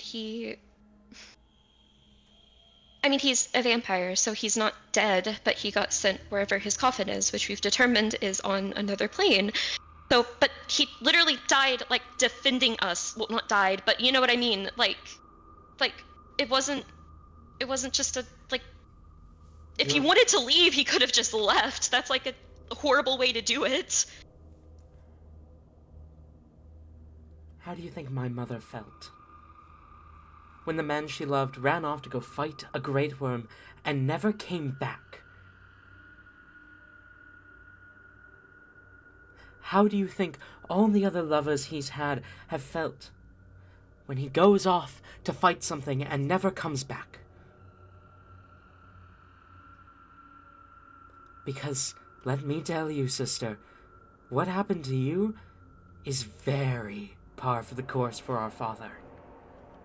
He goes, he gets himself killed, he fakes his death, and then he never comes back.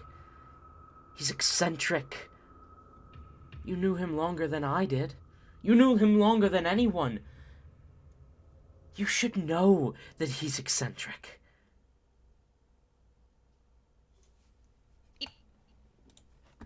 Yeah, and I knew him for the longest, and I'm telling you that he's not like that. But you also haven't had the experiences the rest of us have with him.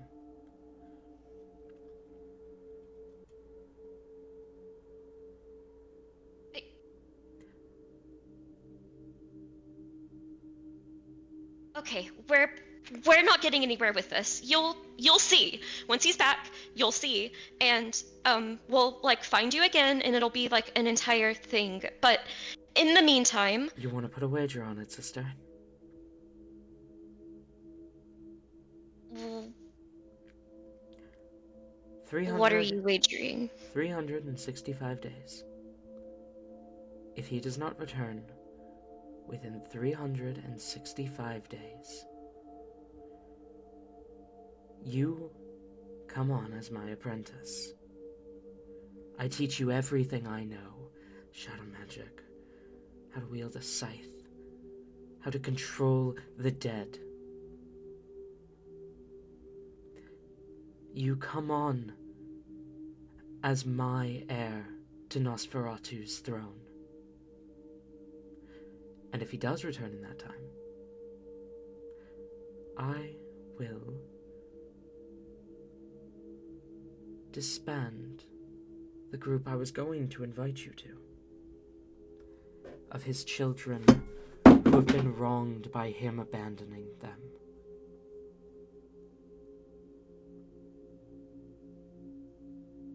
Who seek revenge on their father. If he comes looking for me within the next 365 days, if he doesn't, you'll become the next Nosferatu. Since you're so confident he should return, that's not a risk you need to worry about, right? Bert just looks a little confused. That's not a risk anyways. That sounds awesome. I would want to do that if he does show back. Like, what are you talking about? Like, this isn't a bad thing. Like, I was literally just about to ask you, like, after we're, like, you know, done, like, talking about Dad, you should show me how to use, like, a scythe more, like, because, you know, I'm just learning and you should, like, show... But no. I mean, that's not a bad thing. Like, I would do that anyways. That's awesome. So you would think. But taking up the mantle of Nosferatu takes a toll. A heavy toll. Look at me, sister. Look me in the eyes.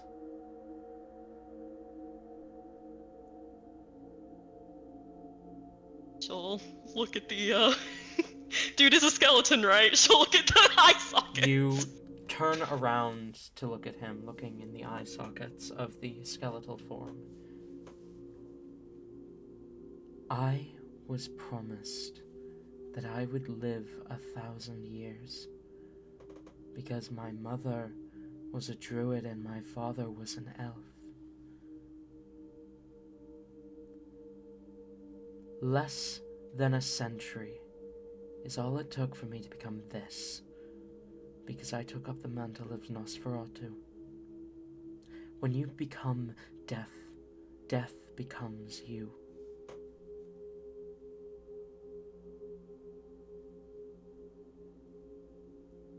I feel like there's like there is an absolute shiver. There was already like a part of her that's like, God, I hope I don't die in like this. But just at the druid confirmation, there is actually like a wince. What do you mean? Do you mean you died, or you just started looking like this? Sister, death cannot claim his child.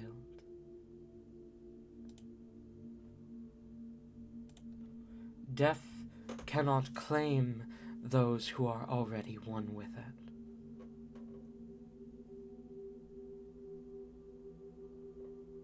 Becoming Nosferatu, you become death himself.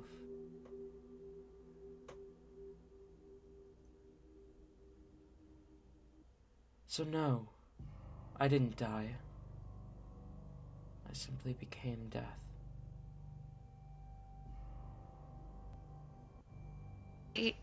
What part of it? What do you mean? Like the killing people, the scythe, the magic? Like what part of it? Is there a threshold?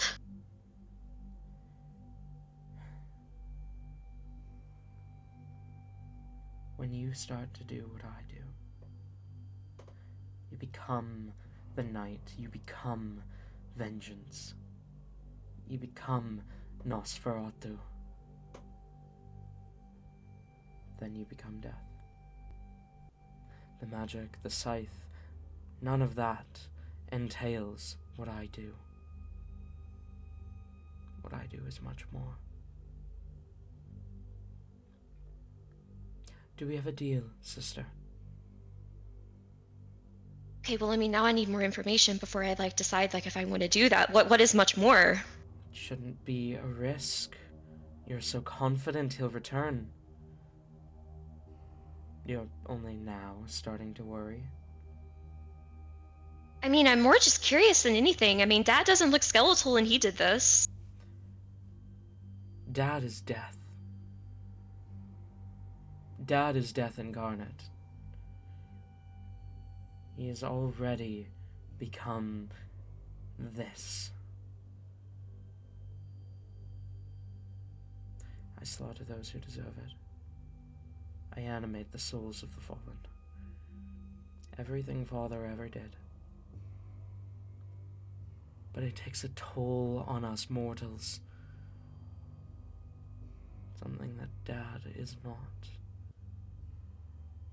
Not if the stories ring true. If even a fraction of what I've heard of that man is true. A noble family in Wusa City stood for 800 years. Every man who inherited that name, every single man, looked identical. 800 years.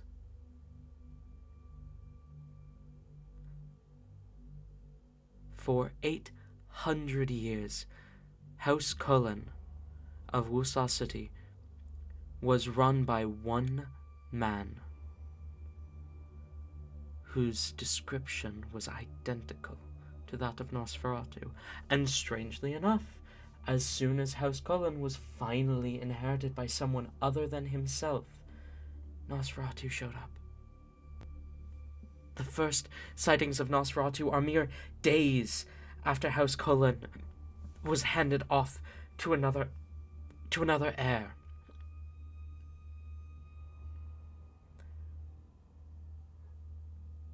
Even before that, Strahd von Zadovich, the original vampire lord, wandering the forests until he suddenly vanished. The depictions are identical to that of our father.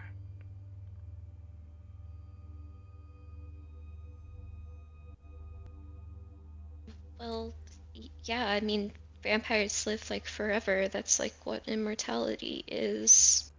I mean, he was all those people. Yeah. But he himself is death.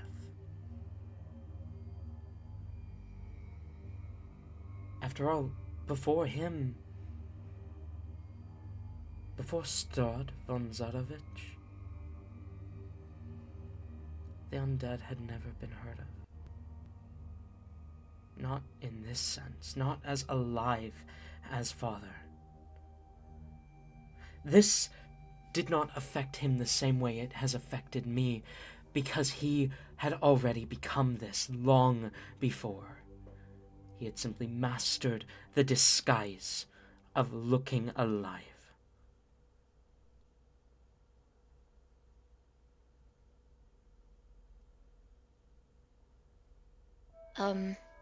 So you're saying maybe if I become a vampire first and then do this, I don't have to be a skeleton? Becoming a skeleton would be the least of your worries if you became Nosferatu. But sure, let's assume that that's the case.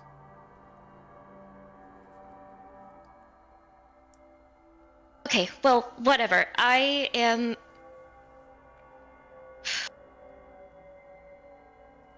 You know what? You know what? My case still stands. I still think, I mean, I don't think I've told you this yet. You're pretty cool. You're pretty cool. And like, you know, I mean, I didn't like see Dad back then, but you know, I can only like assume and know that like he was really cool. So like I would be absolutely honored to do it. Like I mean, I know like the skill like, you know what I mean, like the skeleton bit is awful. No offense. But I'm sure I could hide it with some magic, or you know, I mean, when I'm dead, I'm gonna be a skeleton anyway. So you know what? Yeah, it's actually really, it's not that big of a deal, really. He extends. So yeah, absolutely. He extends a bony hand to you. 365 days. Okay. Are we talking about like to the second, like right now, like time? Hang on, give me half a second.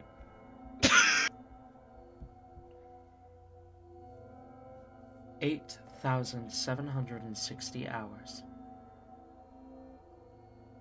365 days.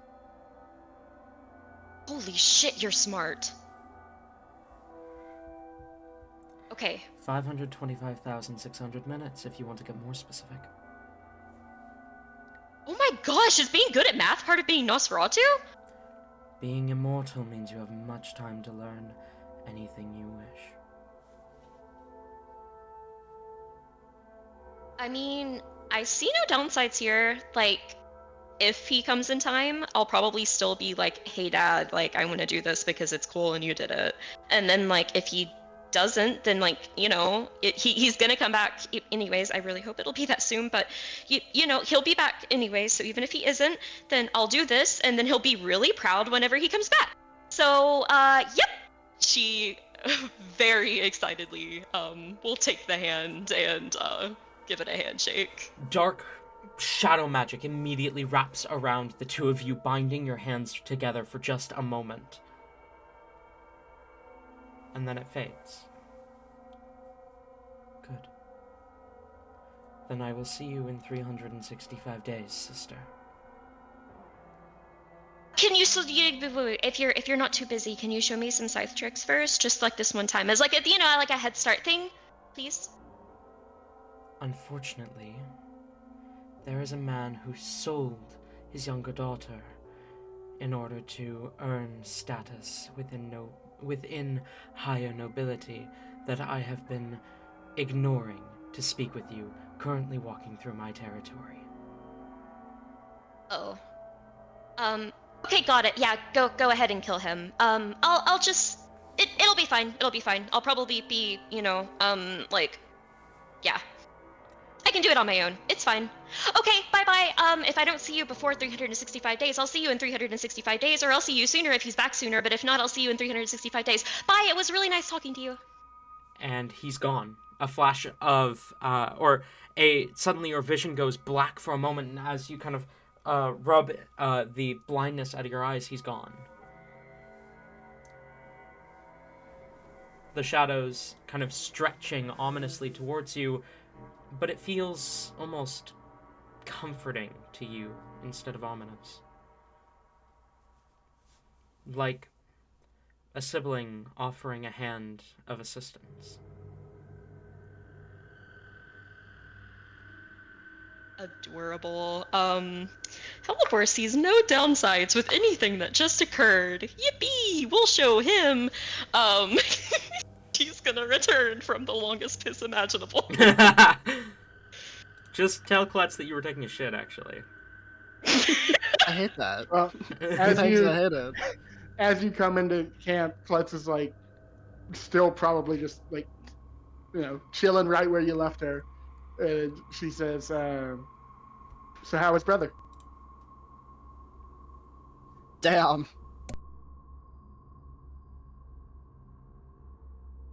Helipor is marching in here triumphantly, like she's probably like childishly like swinging the scythe as she goes, like almost like marching in, like she's in a very like visibly good mood, and she like nearly falls over and has to catch herself when you say that.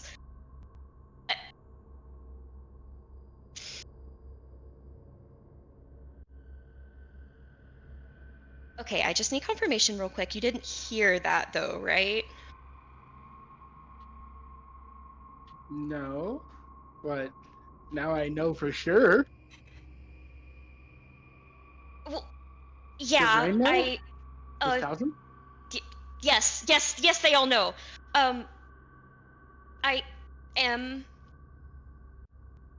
you're she she just kind of gives like a finger, like a point to like Klutz. You're not gonna get any more information out of me though, because I might give too much. So I'm not even. But yes. Okay, fine. Yes. Okay, that is fine with me. Okay. If please don't. I don't like secrets, but like I feel like this would be. Rain would probably panic if he knew that I did that. So please don't tell him. Okay. Or Talzin. Or anyone. Don't tell anyone. You're a very open group, are you? I generally am. There's I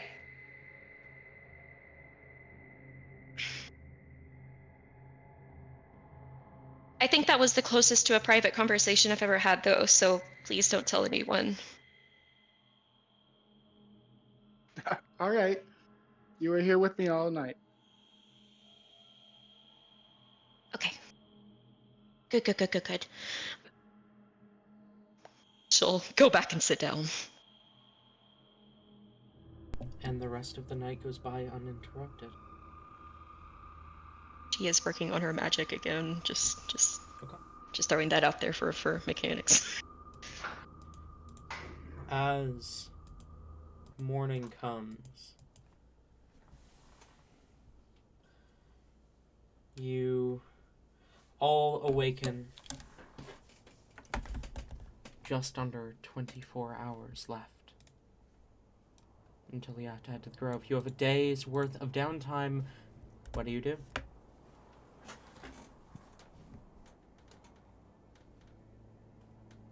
Let me prepare my spells. Let me prepare my remove course. So Rain wakes up, looks around for a moment, sees everything's fine, and goes back to sleep. Fair enough. Rain wakes Aw. up, smells the air, and says, "Someone said secrets." I will not be a part of this. Goes back to bed. Just for a little bit though. Like he's not gonna sleep away the whole day, just like half the day. I don't believe you. He's doing like one of those Uh, 18 hours naps. Before we get too far into this day, could we have a break, maybe? Oh yeah, right. I told myself I'm gonna call break as soon as we finish the long rest, and then I didn't call break. We'll be back in 15 minutes, 45 past the hour. Sounds good. I'm a fucking goon.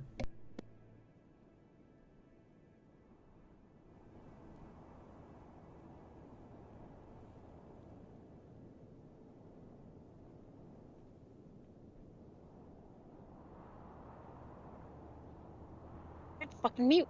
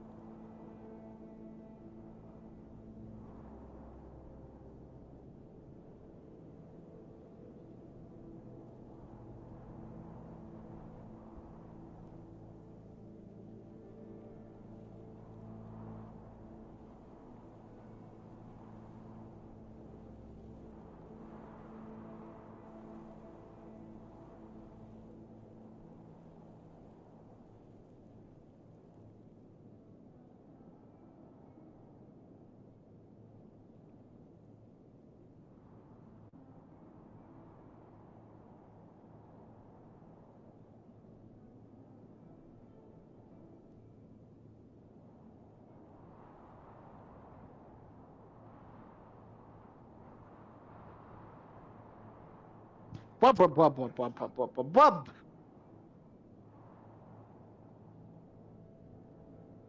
No wubs? I get no wubs. Thank you. Thank you. Wub, Thank you. This wub. is why you're my favorite. Oh, I did it too. This is also why you're my favorite. Thank It was you. a subjective. You are all my favorite, was it not? Mhm. I want to sleep. I'm literally laying in bed right now. I Maybe yeah, also want to sleep. just I might roleplay just. rain for the rest of the session. Sleep. I might just. Go Yeah. on, you. You fully deserve it. I have to get up at like 1 o'clock tomorrow. Lord. Yeah, I would go to sleep. Just honk you. In my society, we hunt down anyone who gets up at 1 o'clock, and anyone who like forces us to get up at 1 o'clock. Are we losing Is that- Ayla? Is that what we're talking about? Huh? What? Are you going to bed? I'm not. I'm not dying. No, I just like, are you leaving session early to go to bed? Look, I still have 4 hours and 16 minutes till I have to get up. I'm not leaving quite yet. Oh my god, okay. Sure, whatever, fine. I just might fall asleep in the middle of the session. Is everyone back? No. Okay. You think so? Well, we are right at. I accidentally clicked on the wrong scene. We are right back at our get back time. So, as morning comes, Klutz, you've had your time to change out your spells, and you see Turmeric kind of approach you. Are you able to do the curse thing? Give me a moment. You are bugging out. Rogue Tabby. Abby. She's cooking mac and cheese right now. I think she's I out of range. Okay. Then in the meantime, while that is happening, Hellebore. Mhm. You kind of, standing around, the party are starting to wake up. When suddenly, you see the large spearhead of Juniper's spear kind of appear over your shoulder, as she says, "You.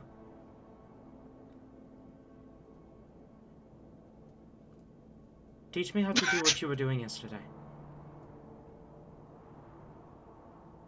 Philippa absolutely startles and kind of whips her head around, instinctively putting her hands up in a "yo, I am not trying to kill you" kind of manner.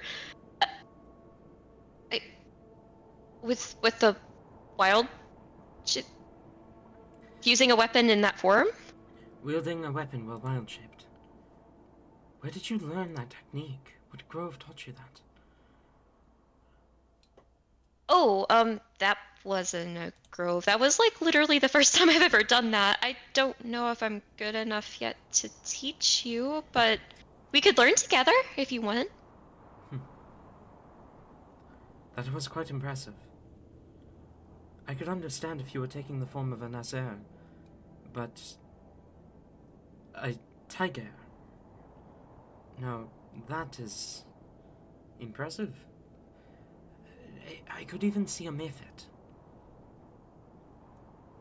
Making sense.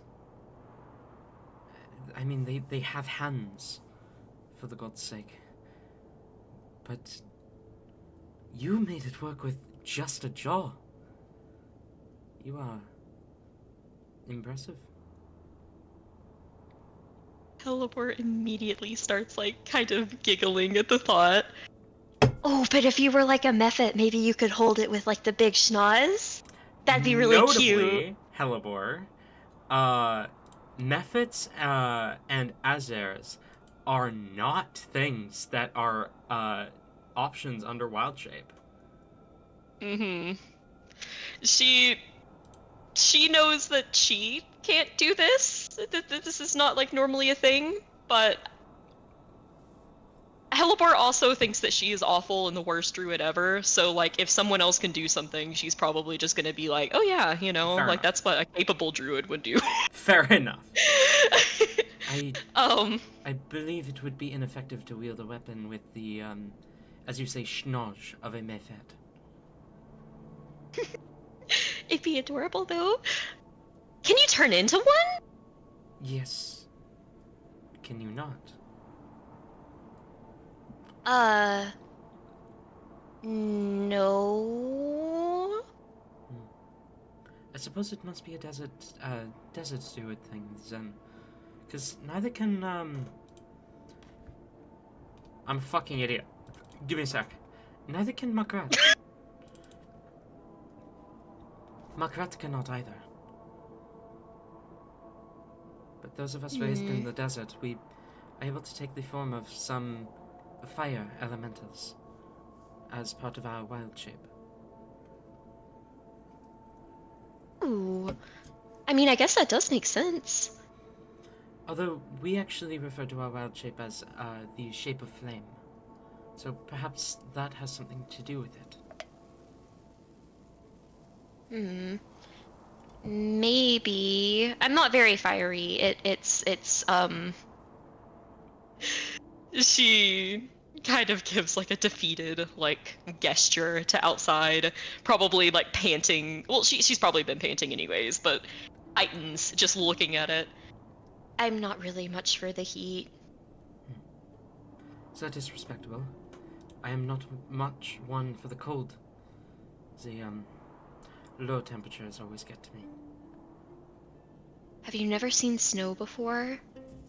I had the displeasure of traveling up to one of the northernmost groves once. The people there were very interesting, but I could not deal with the cold. The Gotska Grove, I believe they called themselves.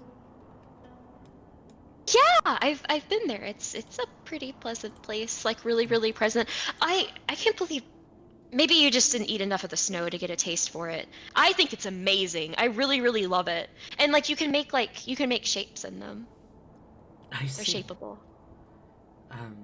I think I'll stick to the sand, but one must appreciate every aspect of nature if one is to truly embrace it. So of course, I'm quite adept at making sandcastles as well. Maybe I'll show you after I teach you how to do it. But yeah, I need to do my scythe training anyways. Let's like go ahead and like, you know, swing things. The air, swing it. Yeah. I will watch. Oh. Okay.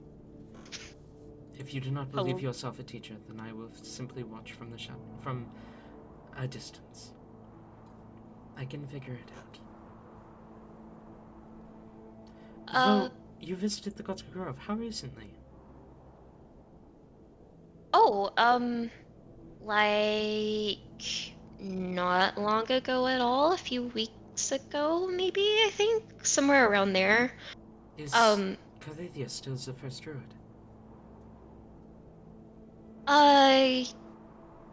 Yeah, I think that was the name. They didn't seem like they were like, you know, from around there. The ears, the really big cute ears.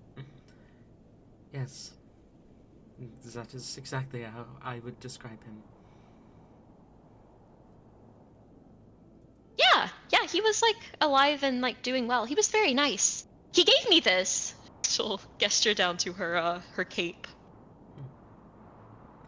I am glad. Truly, I am.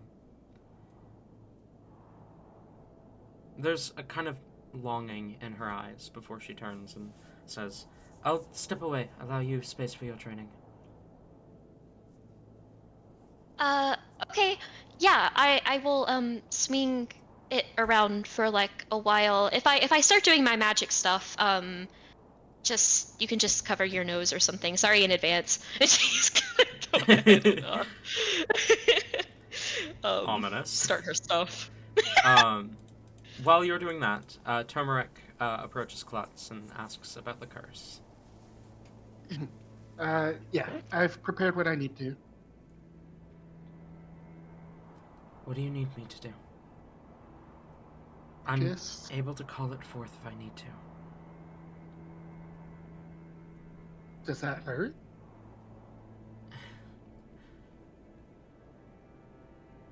It always hurts, no matter what I'm doing.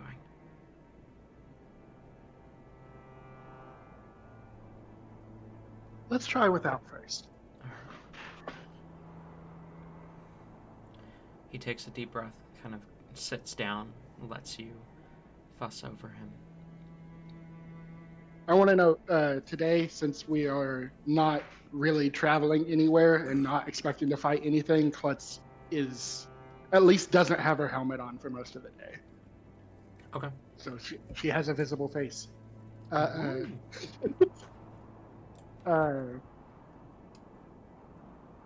But I've been trying to think of better flavor for this, but I can't really.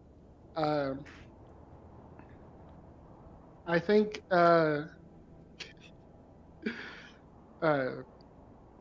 she reaches out for him and touches like his shoulder, and the air darkens around her, and then there's a jolt of electricity that shoots down her arm into him and tries to expel the curse, like cast remove curse. Okay. The spell finds nothing to take hold of.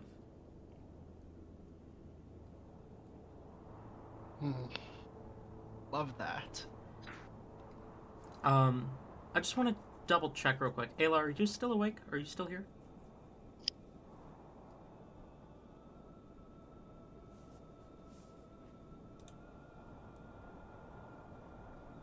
You're muted if you are. Unfortunate. You know, I really wanted her to be here for this part. Why'd you say that like a villain? Because I am a villain, obviously. I just Boy, here we fucking go again. knocked over my drink. Give me a sec.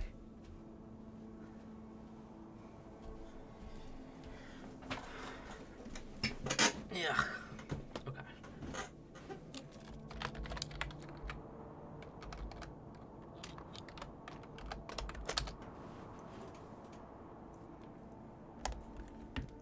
Well, does something happen after this?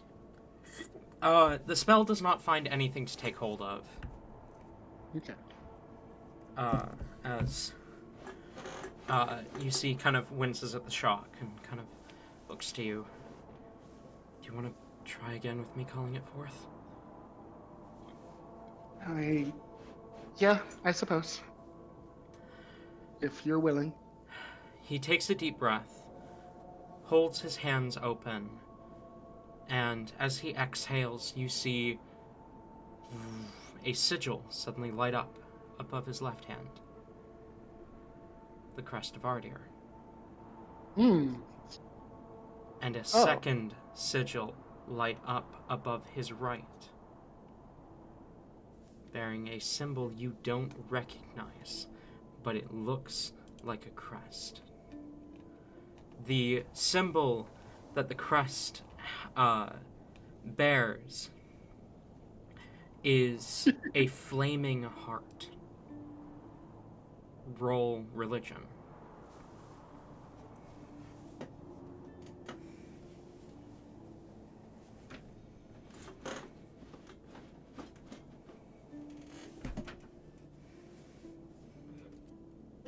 Religion.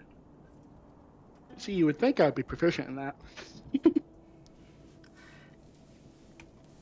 I don't need proficiency though. That's a 19 total. The symbol is of a minor goddess, an incredibly minor goddess that most people forget about her, or some accounts even refer to her as an angel instead of a goddess. Elganta, goddess of fire and passion. Notably, a god that does not have a crest connected to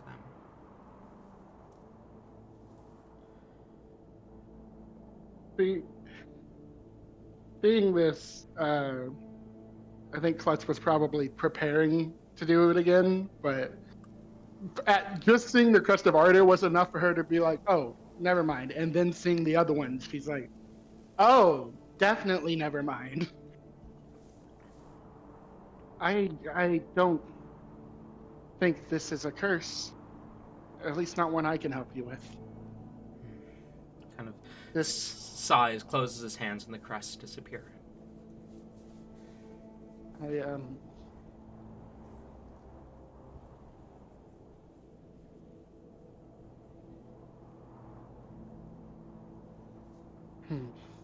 They burn me.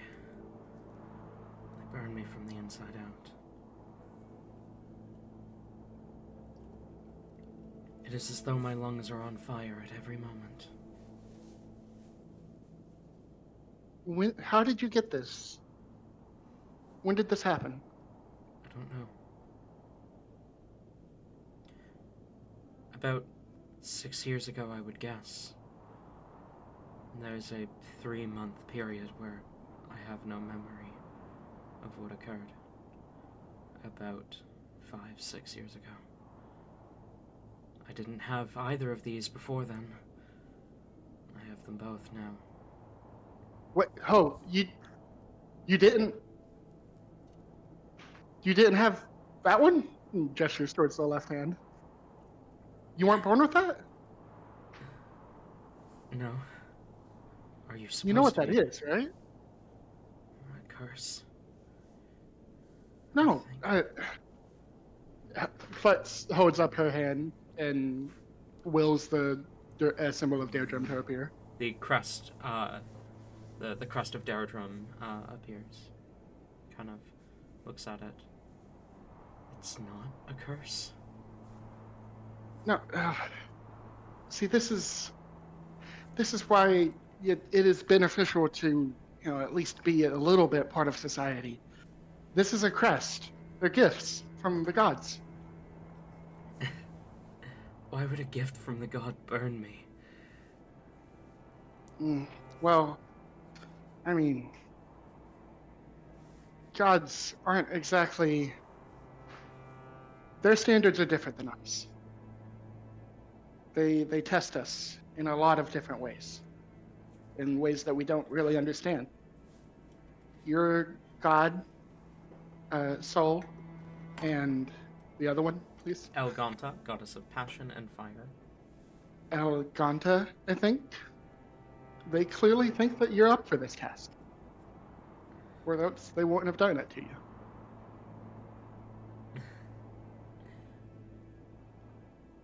But I've never heard of anyone getting a crest after. Like, you're born with those. You can't just get one. I don't know. I wish I could tell you what happened. But something about those people with the masks is familiar to me. This is the part where Klutz glances down at Rain, who is sleeping.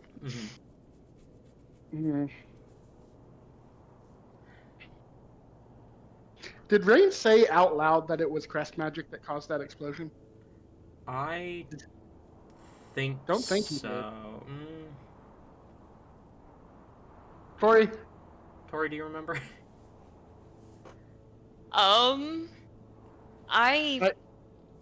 I know. Oh, I'm glad you're consulting me too, because I was afraid I would say something. You'd be like, "Nah, dude." I think I recall that being a thing that was mentioned to everyone. Okay, Ayla is saying it was in Voice of the Voiceless. To catch you up, Ayla, Turmeric asked Klutz for help with his curse. And Klutz cast Remove Curse, and it did nothing, so then he offered to call forth the curse. And he did, and revealed that he bears not one, but two crests. The crest of Ardir, and a crest connected to Elgonta, the goddess of fire and passion.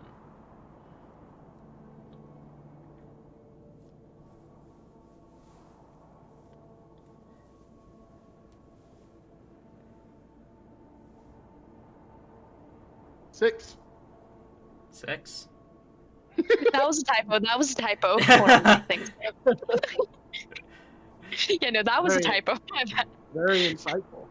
Yeah, so Okay, okay. it was said out loud that was crest magic then. Yes, it was. Hmm.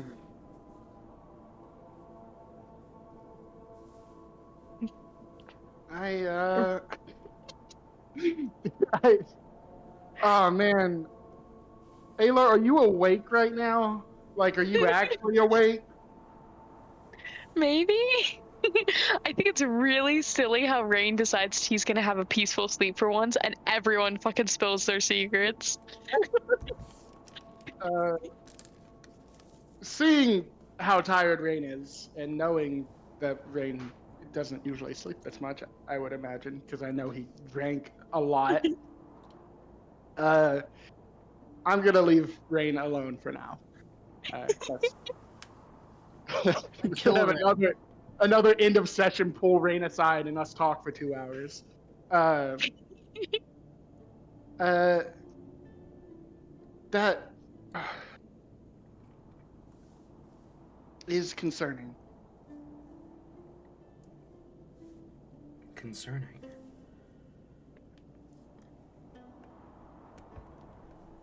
I mean, I've never heard of anyone having two, and I've definitely never heard of anyone being just developing one, especially not after a 3-month period where they can't remember. And you can see why I thought it was a curse. Mhm. But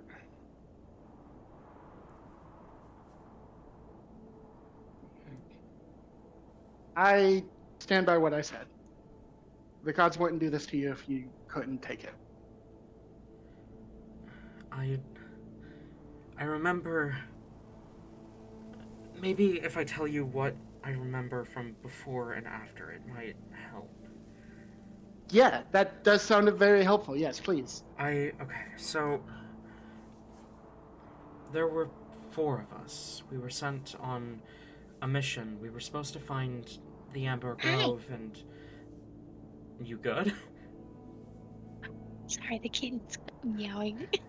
We were supposed to go to the Amber Grove and deliver them a basket of the year's Asyr nuts in exchange for. It's a long story, but I don't remember ever making it to the Amber Grove. I remember leaving the Asyr Grove with the 4 of us,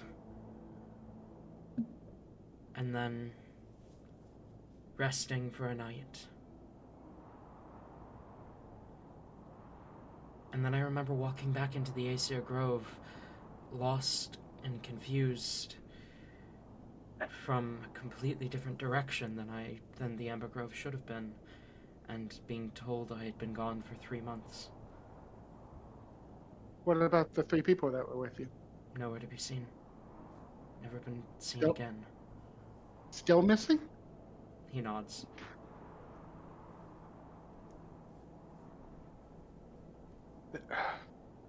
I didn't have these scars before then. My eyes were normal instead of this. What are his eyes again? The whites of his eyes are violet, and it looks like he's almost bleeding violet blood from the eyes. And my hands, he looks at the blackened fingertips, also were normal. My hair was black like my mother's. He glances over towards Cinnamon. But then suddenly, this.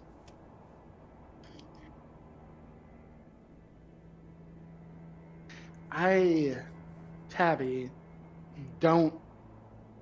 With all the information I know Klutz has, I don't think it's logical that she would be certain that this has to do with the masked ones. Is that fair? That's Maybe I fair. could roll something for it. No, I think that's a fair, like, I think with the information Klutz has, I don't think she knows enough to confirm anything, but at the same time, you know that they have messed with crest magic before, and you know that Turmeric is the only Asyr Grove member who seems to think that these guys are at least somewhat familiar, but he doesn't know why. So it's fair to think that it's a possibility, but you also definitely don't know enough to say anything for certain. Because this very well could be something similar to what you went through, and he just doesn't remember. Which I think probably would have been her first thought. Yeah, that's what I was going for, was her first thought. But yeah, so it's up to you what kind of conclusion you want Klutz to draw. I think they're both valid conclusions. All right, well, I'm sorry again, I can't do anything about this, but I would urge you to work with it instead of fighting against it. However you got them, these powers are yours now, and they might feel like curses sometimes, most of the time, but you've already said that they help you in some ways, right? He kind of gives an affirmative shrug. Like, you know the kind of ones where you're nodding and shrugging at the same time? Use it. Use it to your advantage. Fire doesn't hurt you anymore, right? Do you know how valuable that could be in a wildfire? You know how many people you could save, how many animals? He glances around the desert. A wildfire. No, Yes. not here. Travel. Go around. There's a lot of things out there to do. If I Just don't stay here and wallow about it. If I leave Clove, it'll burn me. It'll incinerate me from the inside. The longer I go without meeting with Clove, the longer, the worse the pain gets. And it's not even that fire doesn't hurt me at all. I have to focus. I can't react if I'm absorbing the flames. Mechanically, he can use a reaction to become immune to fire damage. I still think there's no reason to write this off. This is your power now, however you got it. Use it. Make it yours. Alright. You know what? That's fair enough, I suppose. Don't let me keep you from your people. I think we're gonna have a very boring day here. I can't help but worry. I mean, my brother's there at the Grove, in danger. Me and Mom are out here. All we have to do is hope they don't kill him. So, if I can get my mind off it by watching you two, that would be helpful.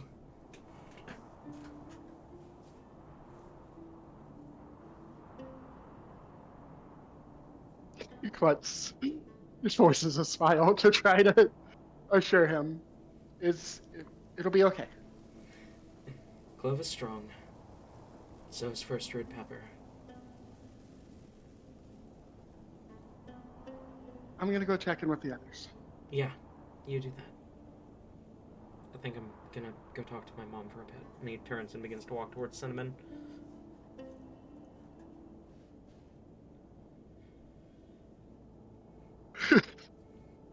I go check in with the others. Okay. I'll start with the one. Consider yourself checked in. Yeah. Get checked, friends. Let's start with Rowan. Well, what is everyone else doing? First of all, Munching on magic bread. hell yeah, let's go. Rain's sleeping. Elabor is swinging her scythe. Rowan. Um,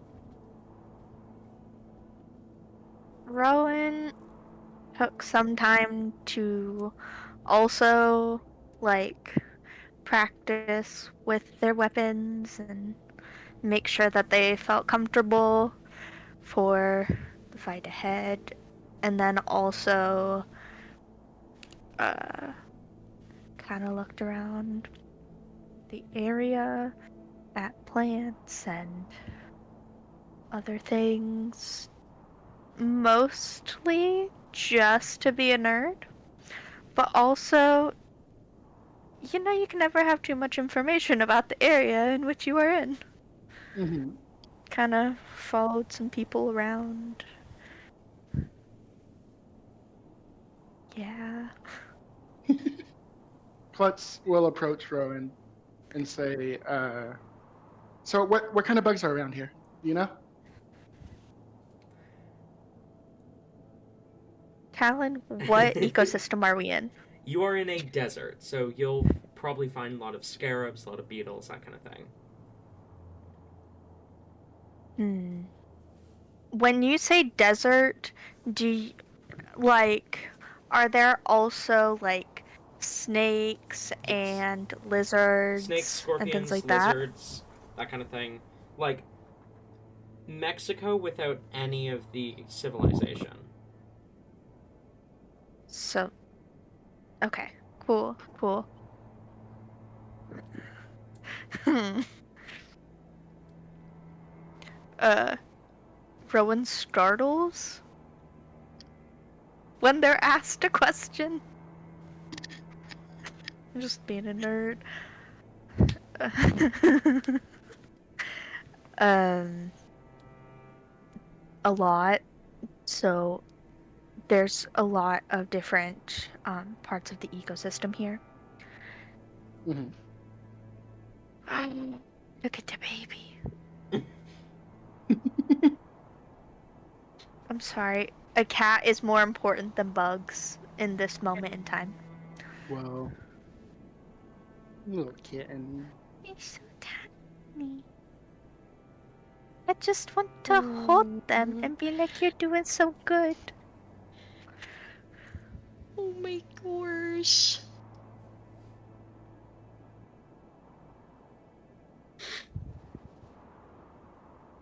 Amazing.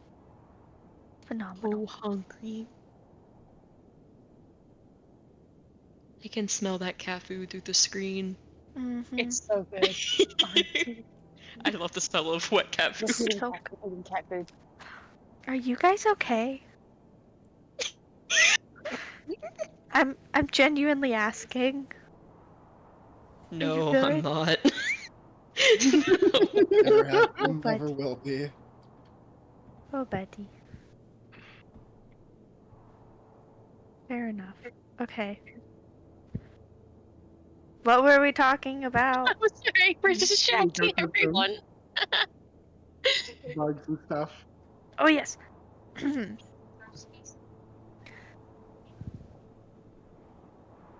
um.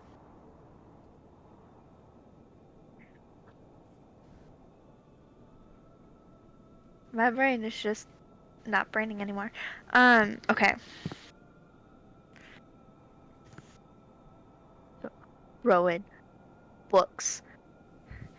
You know the, like, almost blank stare that someone has when they're talking about something that they're interested in? And so they look like they're not enjoying it, but you can tell that they are. Mm-hmm. That's the vibe. Love that. So, thank you. Um, so he's like, there's a lot of different parts of the ecosystem in this area. There's a lot of beetles because they thrive quite literally everywhere. There's more species of beetles than anything else combined in the world. It's a I'm lot of not sure beetles. if you were aware of that. Yeah, they're kind of just everywhere. It's scary if you think about it, but beetles could overthrow the entire world. And I think that's a world that I would live in. But some of them like to burrow into the sand and like build little pockets, um, and others not so much, which is understandable. There's a lot of uh, plants here as well. There's a lot of plants that cannot really survive anywhere else, and they provide good resources and food for the different bugs in this area. And it's very lovely for them to hide in because the plants, they have these leaf-like things that aren't really leaves, but kind of, and they don't fully connect except at the base, so you can kind of wiggle your way in, and um, makes it a very easy hiding spot from predators because there are a lot of predators in this area as well. Um, Snakes like to eat bugs, which is understandable. Lizards as well. Some of the lizards are a little more scary than others, Hmm. but you know, the circle of life, and you need different things to survive. Prey and predator. It's very I know important. that well. Hmm. I haven't found any to uh, hold for a while. None of them seem to want to interact with me as much, but that is okay. I'm new to this area, so. There's not many Rowans around here. They haven't really learned you're a friend. No, and stranger danger is a thing. Sometimes people you know are also dangerous. Hmm. I think Rain is one of those people. Yeah, I'm learning that more and more. I told you. He tried to kill me. And he's tried to kill all of us, I think, at this point. Maybe he's going for Yeah, like some sort of record about it. How many times you can try to kill your friends? maybe, but if I've learned anything, there is no greater test to see someone's loyalty than putting them in a situation in which they may perish. Hmm. I know it's something that is definitely hard to live through, but effective in its ways. What have you been up to? I was just talking to the druids. Can you believe they don't know what crests are? Like, Yes. but like they're all around society. I've talked to commoners. I've talked to all sorts of people. Everyone knows what a crest is. How are they so disconnected from people and think they're so much better than us?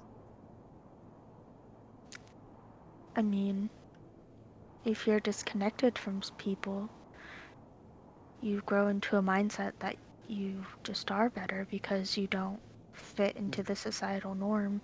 Even if you do, you're somehow above it all Hmm. because This is, it's just different. So it is understandable. and then that leads into situations where you get attacked and you don't have anyone to help you, and your your people suffer because they haven't been like integrated into the whole. There's a reason why animals form societies.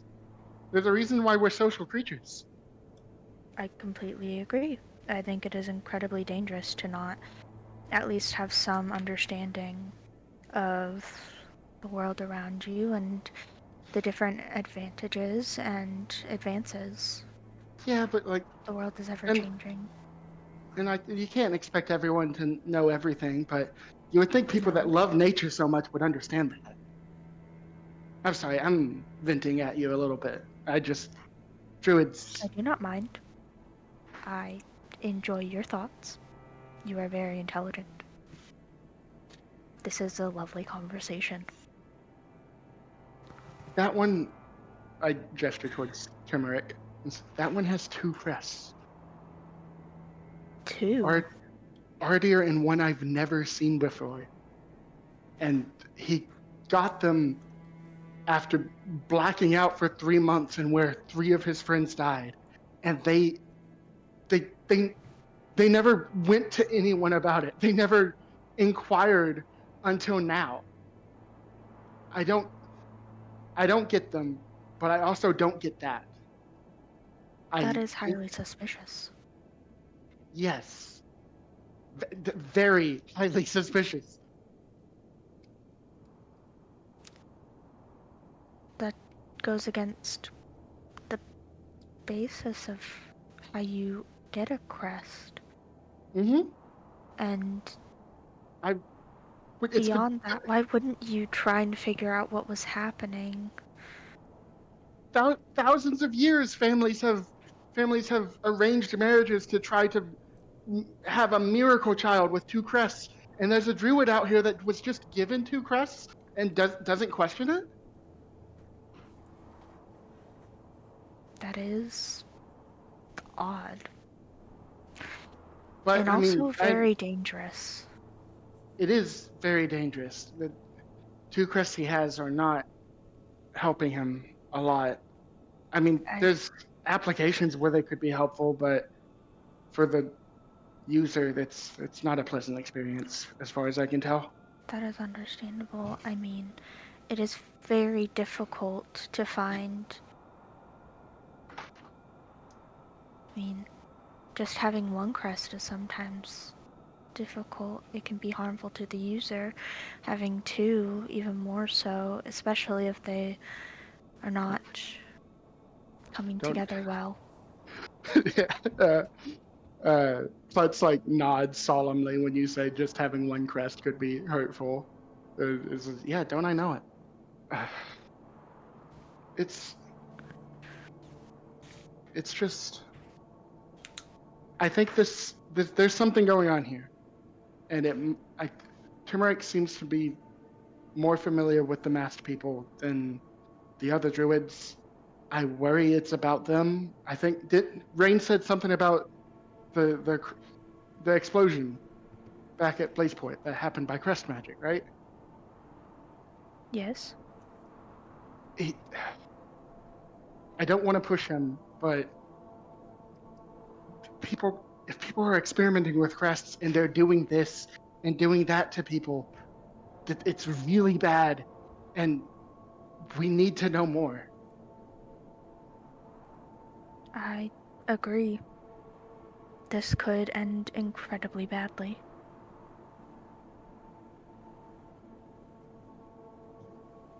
Just the implications in that one statement are terrifying.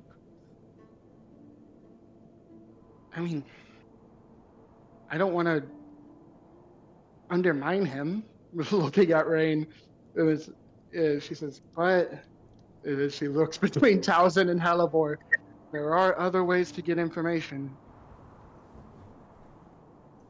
You are not incorrect.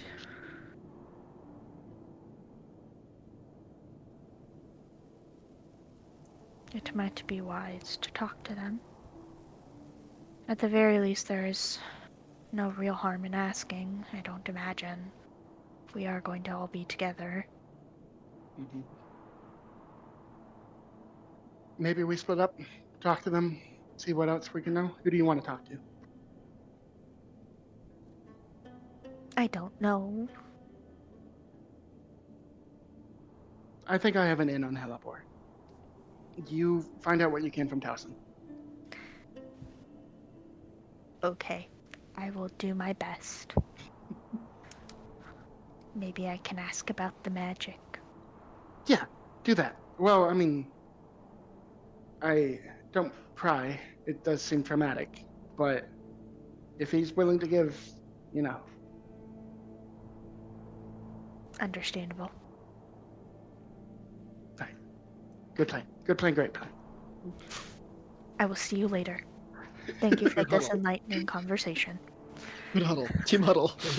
As much as I love Klutz and Halibor, both of them have gotten a lot of screen time this session, so we're going to start with Rowan approaching Talzin. Oh, Yep. I was okay. going to suggest the same thing. Give me just a second. David needs me. So Okay. just a second. While this conversation is happening, Talzin, what do you do? What are you doing? Probably just like zoning out while eating magic bread. Fair enough. You you chomp on your magic bread. He's still waking up. He is tired. Fair enough.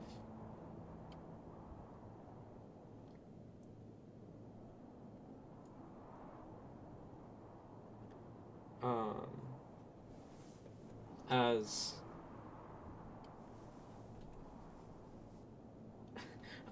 as as you know, the morning comes, the sun rises, the wind blows, sand kind of rolling over the dunes in the distance. Um, a few scarabs kind of scuttling into the kind of shelter where you've made your camp. Morning in the desert is nothing like what you're used to. But it's also still just morning. There's no active sandstorms or anything of the such that makes it dangerous. You don't see anything trying to kill you.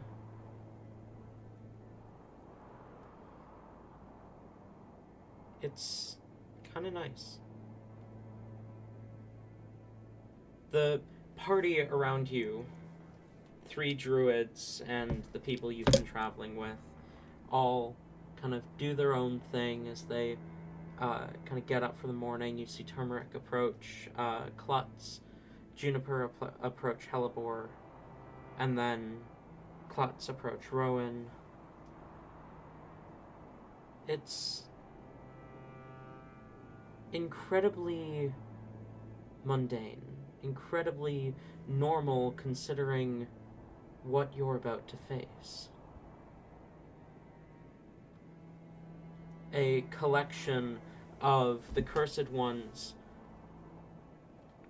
ruling over or controlling a druid's grove. But it's calm. It's kind of nice. Is Noodles back yet?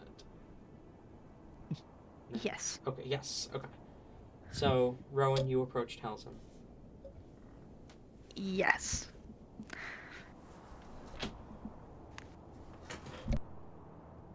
They just kind of walk up. Is Towson still like drawing out the sigils? He's currently munching on he bread. Nice. Probably sitting like a back corner somewhere, kind of to himself. Fair enough. One just kind of goes and sits down. Hello. Hi. Sleep well? I think so. How about you? Slept okay. Can't complain. That's good. How is your bread? Filling. It's very good bread. Would you like some? And he's gonna offer the like second slice. Oh, sure. Thank you. Oh, takes it and like eats it. Get magic bread. Yay! We love bread. Achievement got share magic bread with 1,000.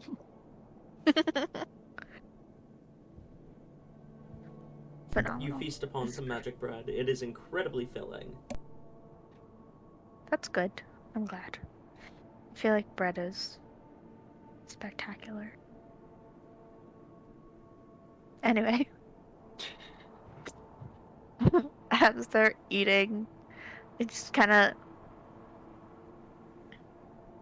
at one point look at Talzin like they're going to say something, and then they take another bite of the bread. And then like compose himself. It's like, so how do you feel about everything currently going on?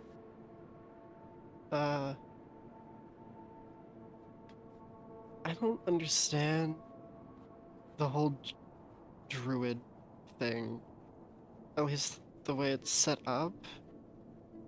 I don't know. They act so like high and mighty, but like Pepper was actively leading them towards genocide. This is true. I don't know if you're like if you're at a position of that kind of power and you're in turmoil like that, I don't understand why you just accept the fact that's happening and like I don't I don't know. I don't know, that doesn't make any sense to me.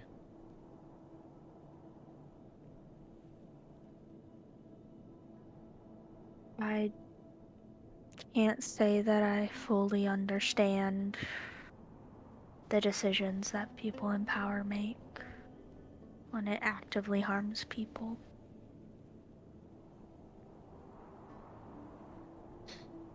I think it is very confusing, though.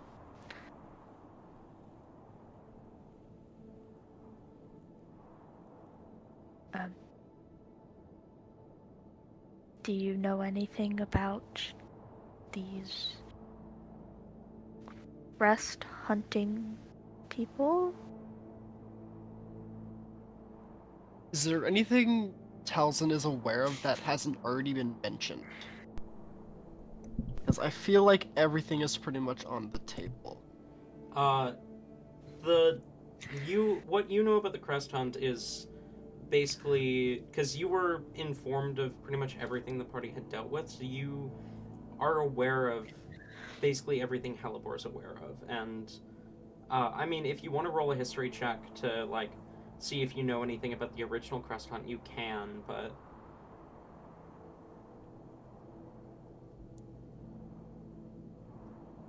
Well, I don't think he would have really read anything about them. fair enough. Uh, Nothing that really hasn't already been said. I feel like Hellbor's description was pretty spot on for the most part, at least. Interesting. Do you know very much about crests in general? Not really. I'm aware they exist, and I know they were gifts, but that's kind of it.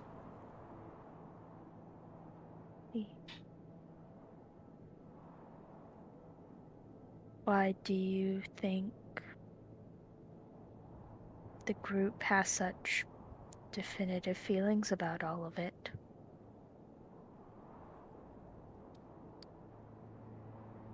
Uh,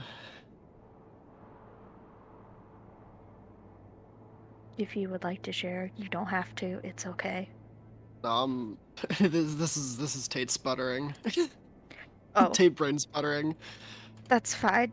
I'm also brain sputtering so hard. Let's go. I wasn't prepared.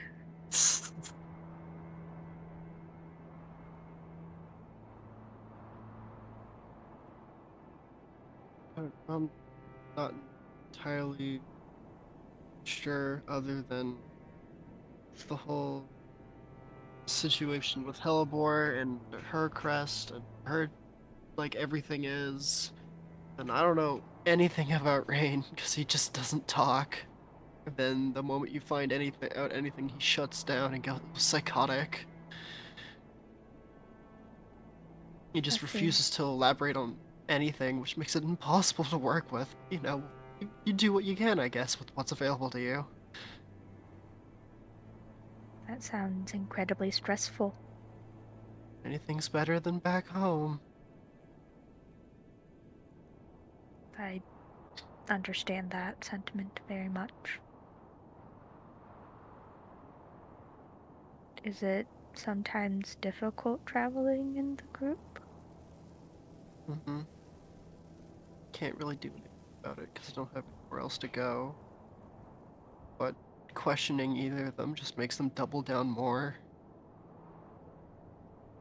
That sounds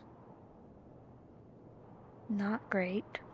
I know you two are here by, like, a weird contract, but I don't know. It's been nice having some more sought out reason that I can kind of get behind because I don't really know anything that's going on. I've been around for like a couple months. Everything is so incredibly overwhelming, and I'm making it work, but oh my gosh, I don't know what I'm doing. Well, for what it is worth, from what I have seen, you are doing a great job, especially with how stressful this appears to be. And it is hard to sometimes deal with the cards you are dealt, but you are definitely making a worthy effort. I have enjoyed being in a group with you. Seems less terrifying than if it was just the other two. I think if it was just the other two, they would have like drowned in a river or something. Oh, I most don't know. definitely. I, they're both capable. They're just, I don't know. I feel like if they're left alone together, they're gonna start something or burn something down, make too much of a mess. I think they'd be doing a lot more harm than good. It's like when two people separately are very intelligent and capable, and then you put them together and you're not entirely sure where the intelligence went, but it's no longer there. In a nice way, of course, but it's interesting. And again, I can't really say much because they are the reason I am around, kind of. I'd be trapped on an island alone, not knowing where to exist without the both of them. Probably would have been enslaved by vampires at this point. Well, be that as it may, just because someone is the reason that you exist doesn't mean that you owe them for everything. I mean, they can give you opportunities and give you the ability to have have more of a future, but that doesn't necessarily mean that you have to just let them do whatever, if that makes sense. Yeah, I see the reasoning. He kind of like brings his legs, like he kind of like curls into a bit of a ball and lays his hand on his head on his knees, and his tail kind of curls around him a bit. I'll manage. I've gotten this far. Rowan makes like a cringing motion that like tries to hide but doesn't quite succeed. That's okay. He's like, so the druids. The one, the turmeric? Turmeric, the one with the weird curse thing. Yes. About that. What do you think of that? I mean, I, did was Klutz not able to uncurse him? I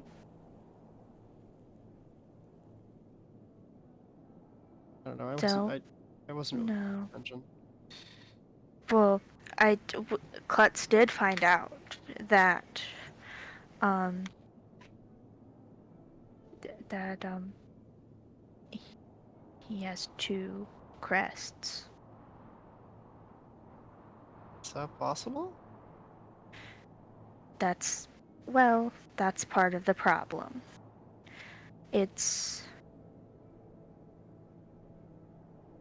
I've never seen it before, and I have never heard of it happening before. I know that a lot of people have tried to make it happen by selecting different people to marry and try to produce an heir with multiple crests. But it's that I've seen. It's never happened before. Not to mention, the typical way that you get a crest is you're born with it, which is why people produce heirs to try and get the crests, and it makes things more complicated if the person with the crest doesn't completely work out. But the way that he got his crests doesn't make any sense.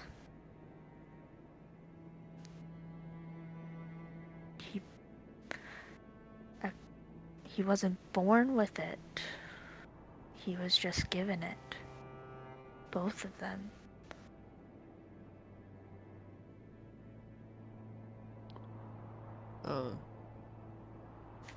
Did he elaborate on how? Or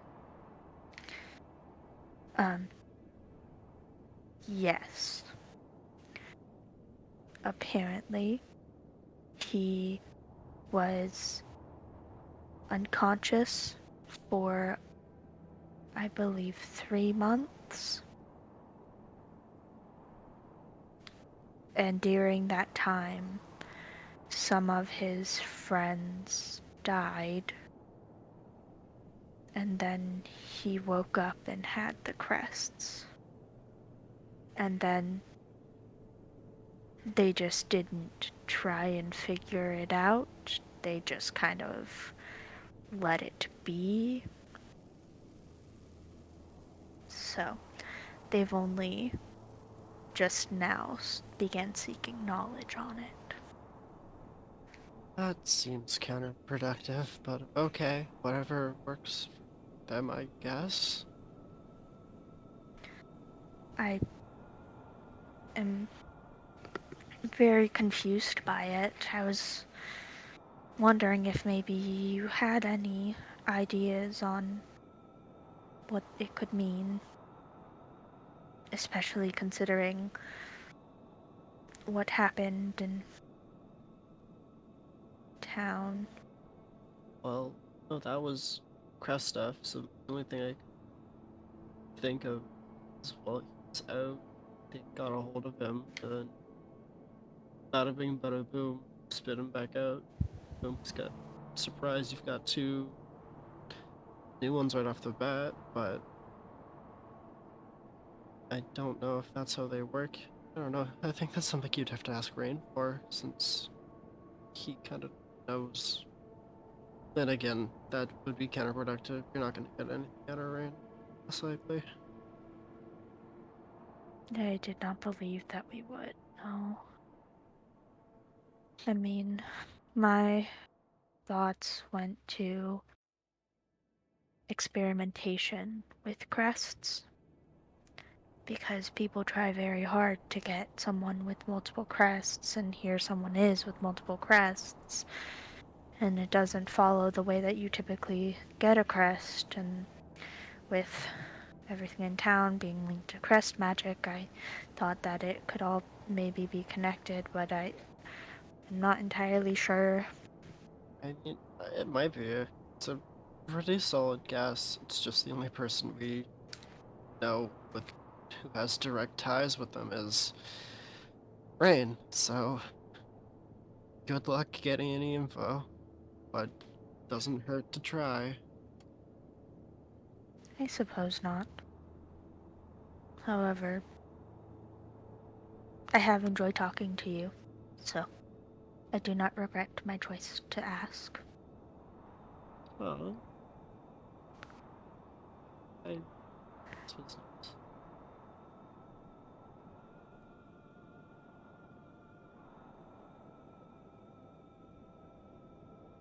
Thank you for the bread. Always. It's good. Mm-hmm.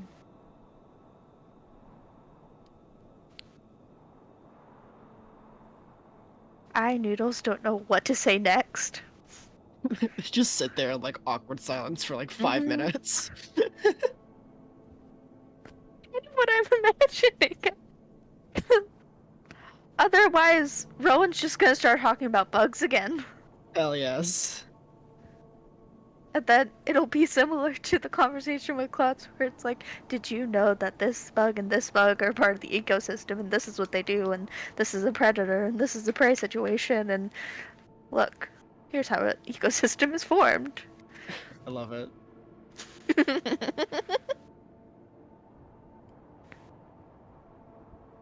And a 10 out of 10 would listen to the rant. Yay! I feel like after a while, Rowan's body language like relaxes, and they start talking with their hands more, and like I feel like during the conversation they weren't like fully faced towards Talzin, but then after a while they like turn their body to fully face him. I could ask him about the magic. Asks about crests. Immediately starts ranting about bugs. Love it. I mean, they asked about the sigils. Fucking love it. I was like, this will be a nice callback. Like, Rowan asked about the sigils before. Sees if still doing that. Okay. Bread. Bread. Bro needed his magic bread. Can you blame him? It just looks so delicious. Such good magic. Love the good bread. I love that you love the bread. The bread is incredible. Talzin is never parting with this fucking box, by the way. Talzin will die with this box, and it will be buried with him. I fully support this. I also support this. Meanwhile, Klutz, you approach Hellebore. Yep. Klutz approaches Hellebore probably.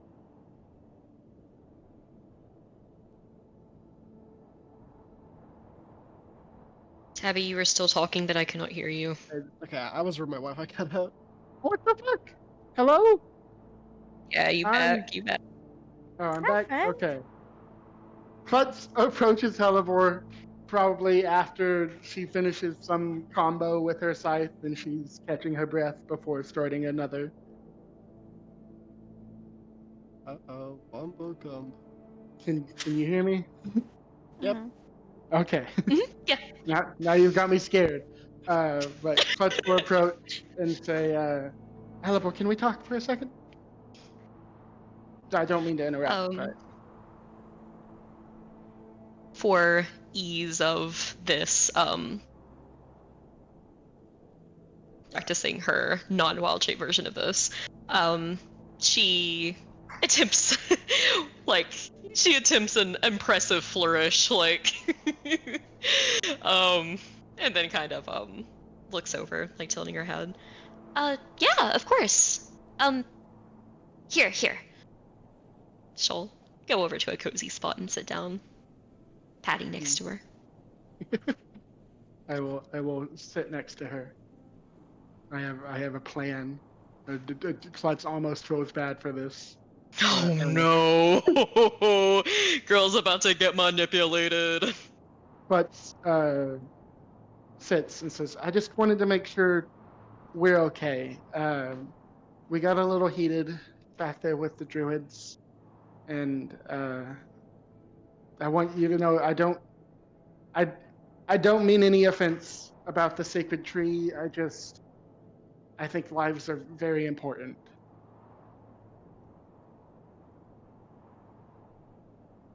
She blinks, kind of confused for a moment before just giving a smile and nodding. Yeah, I mean, I don't think there's really a good solution to it. I mean, you brought up a good point. If, they stay and fight, it'll probably just happen over and over again. And But go on. I hope you do still understand, though, why they don't want to leave. They can't leave, like, I mean, the oasis, but especially, I've never been to that grove before, but the tree is, I mean, all trees are special and perfect, but that one is extra special and perfect, so they can't leave it. I mean, I understand in theory. It goes against everything I've learned in my life. But can you? I mean, you could see at least that I'm not saying they need to go be a part of Blazeport, but you can see at least that it would have been very helpful if they had talked to them, right? If they had some line of communication instead of just cutting off all city dwellers.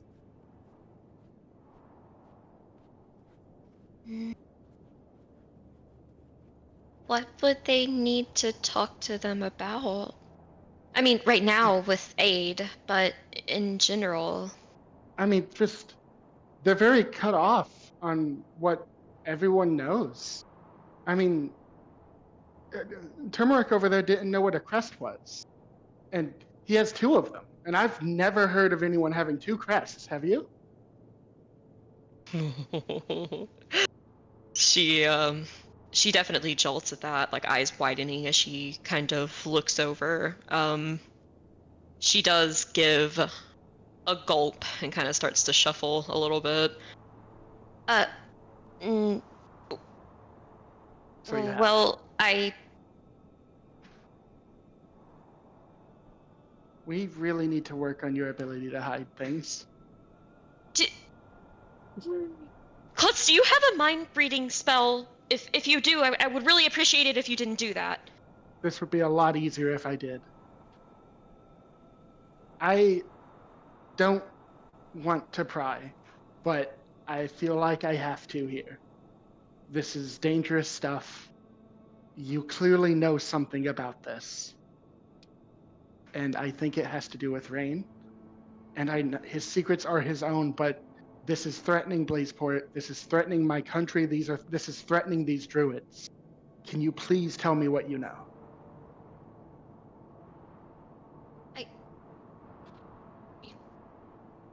I really don't know that much. I mean, I know that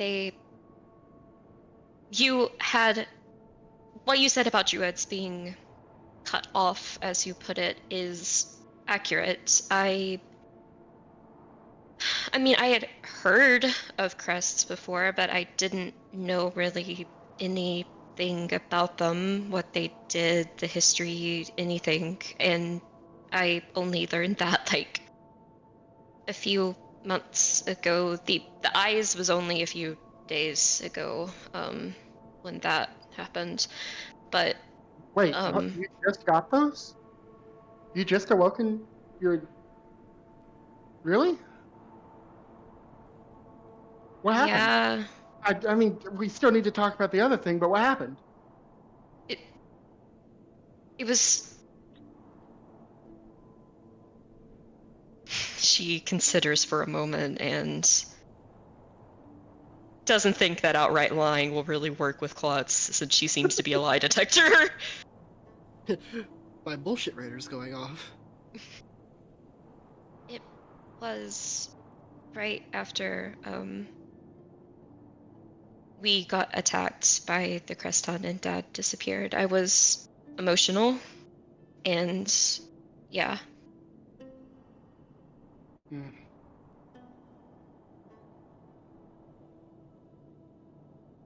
It was not a fun time, but that seems fitting for, making it more present. Anyways, this is to say I do not know really much about crests. I assume that you know, well, more of, societal view and stuff like that. Yes, I have heard of there being other people tied to Rain's organization. Well, I say Rain's organization, but he was a victim. But the cursed ones, yes, that is a thing that they do. They try to give people crests, multiple if they can, I assume. I want to be clear. You don't have to tell me anything about what's happened to Rain, but these are our enemy, right? I don't see why you should keep what they can do away from us.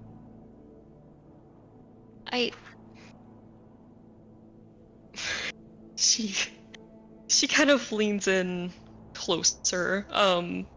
She kind of wherever Rain is laying, sleeping at the moment, she just looks in fear.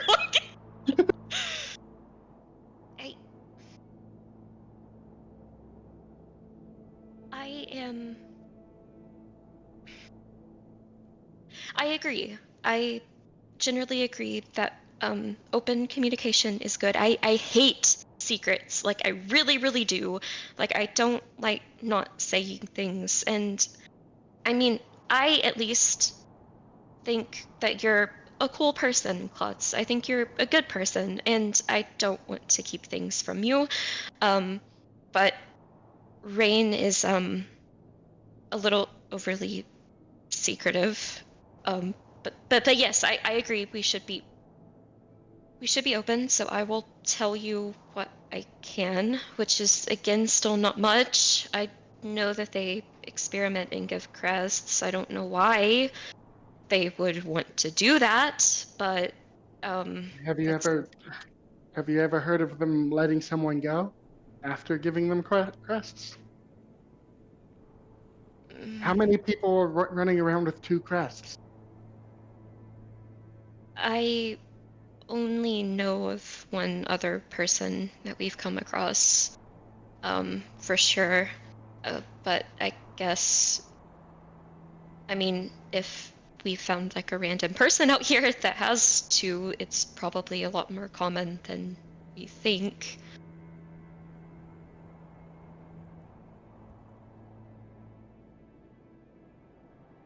But He also has a crest I've never seen before. One that definitely wasn't on the council. Have you heard anything about that?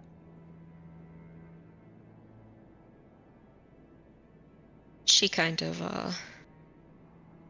bites her lip and looks away a little bit.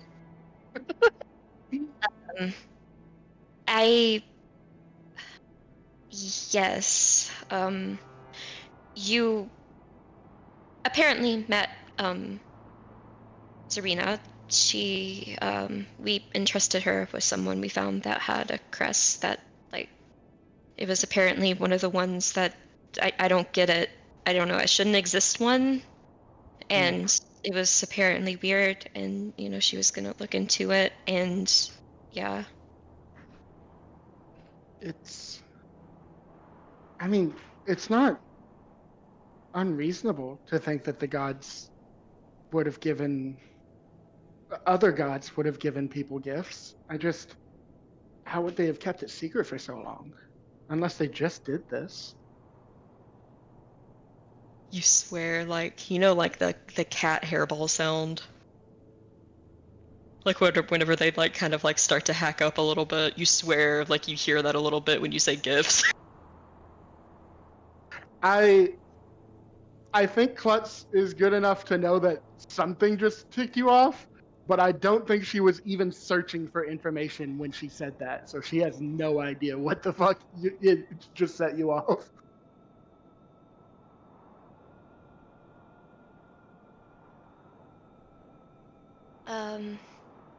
Yeah, I guess that you know, I would posit I do not really believe that this is something that the gods have a hand in. It seems more like people messing with things that they shouldn't. I mean, yeah, with the giving people crests, but the they can't take the crest from the god. Like that's just no. Clearly, the god of fire and passion, who I remember the name of, definitely for sure. Uh, Elgonta. Helganta gave someone a crest, and then these people took it from them and gave it to Turmeric over there. That's not right. But it's not Turmeric's fault either. We shouldn't blame him. Oh, yeah, it's definitely not his fault.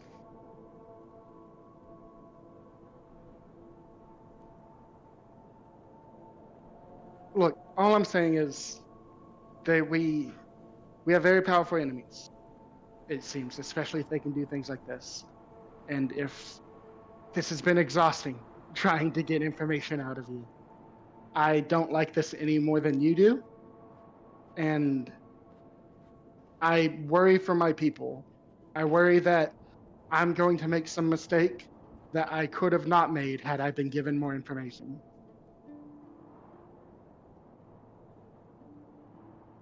You like actively see her kind of cringe when you say that.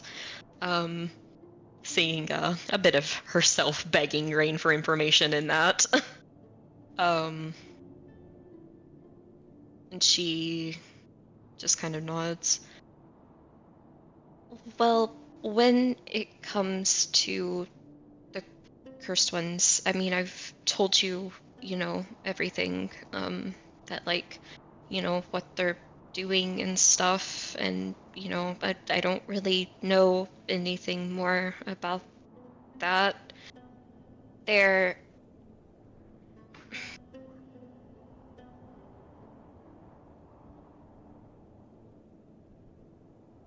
there is some stuff, about me that I would like to go ahead and say, because if you are being with me at any, if you plan to stick around at all, and you have to because you're contractually obligated now, um, they are things that you would need to know. So I do think I kind of have to tell you those things. Um,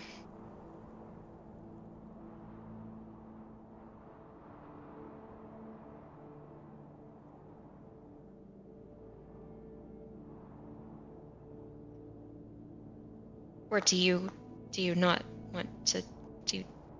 I mean, I don't want to force it out of you. If you're willing to tell me, then I'll take it. But don't feel pressured. I, I just, this is a, Hellebore, this is, again, I want to say again, I do not like being in this position. I like coming to people as they are, and I like them to come to me with what they want to tell me. But this is important. If you have something that might put our lives in danger, please tell me. well, it kind of okay, I'm gonna give the quick version of it. Um, Helipor is like basically like big time like whispering, cupped hands at this point. Like definitely trying to make sure that no one can hear. Okay, so this is not directly related to what's going on right now, but it's going to be directly related like right whenever this is done. So like I want to go ahead and tell you now so you can like process it and it won't be a surprise, because if Rain had his way, then it would be a surprise, and I just feel like it would be worse if it's a surprise. Um okay. So here we go. I'm a lichen, but I turn on new moons. And I turn into a displacer beast. We're gonna go to APS Island because APS Island is holding the only other Lycan that I've ever met, like me, and they're holding them like chained, and like they're really, really mean to them. And they made a bunch of lies about how bad they are, but it's just because they hate Lycans.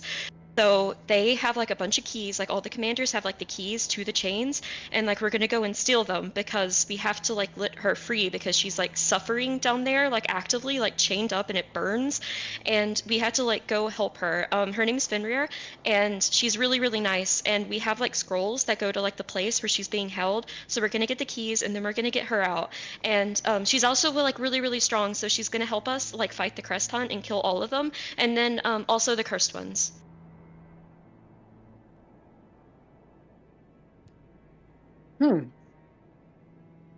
Okay.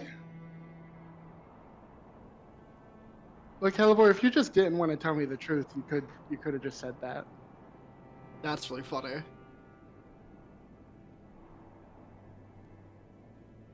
He just like leans back a little bit and just looks you in the eyes. I mean, you can roll inside if you want to, but like there's none of the shaking, teeth chattering, anything. She looks completely serious.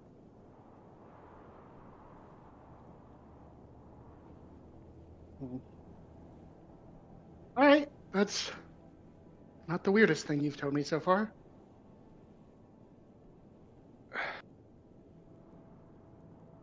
How do you know Fenrir, who is not who they say she is?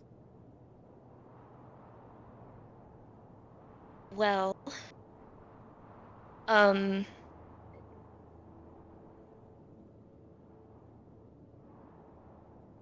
mean, Klutz, you know like a lot and stuff, right? Like I'm sure like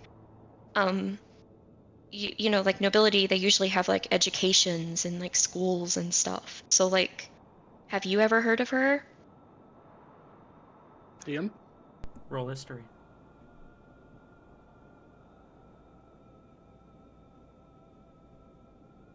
Maybe. That is an 18.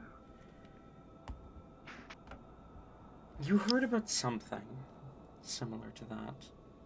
Growing up in a noble family, APS history was something important for you to learn. And you remember a lesson that lasted like maybe a month and then they stopped talking about it entirely. An entity known as the New Moon Scourge that was dealt with by the founder of APS. That's about all you know. It slaughtered people on new moons, but that's about it.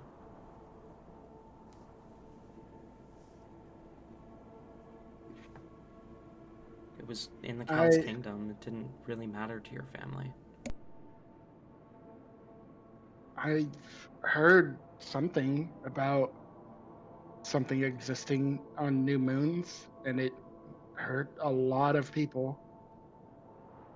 If that's Fenrir, then I mean that's not helping your case.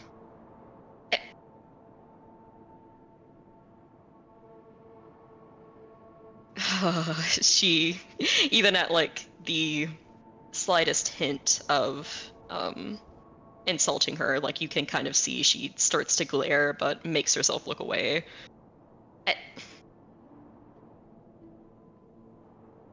We don't know for sure if that's accurate. They might have made like all of that up, and even if it is, it was probably not by choice. I'm not sure how much you know about Lycans, but it's none of it is by choice. So either way, I mean, anyone, no matter what they've done, being chained for 500 years alone, not able to, I mean, she's like in a chamber. She can't even see the open sky or see like birds or water or grass or trees or anything, just alone in a stone permanent like grave basically, but she can't even die, so it's like it's awful. No one deserves that. I mean, no, I don't think that's the case either. I don't think anyone deserves anything like that. But if they can't kill her, it doesn't make sense to just let her run around killing people either. Well, I doubt she would. I mean, we could. She probably just didn't have anyone there to like help her, but like I could try to help. I mean, I don't know. We could work through it together and figure something out. Like I don't know, but So, do you have full control over your form then? no, not at all. I chain myself, but she could chain herself if she needs to. It That's sounds like that's what APS has done. not not constantly. Like, I still have my freedom. I don't like the transformations, they're awful, but I mean, that's not even comparable to constantly being chained. Hmm.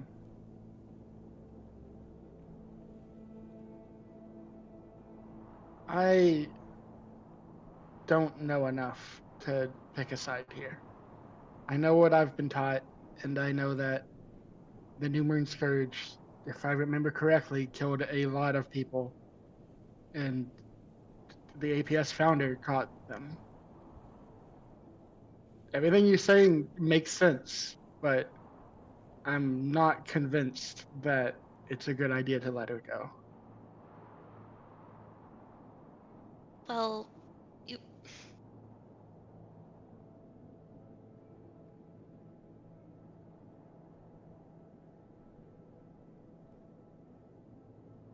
if she did kill a lot of people, then it likely means that she does have power.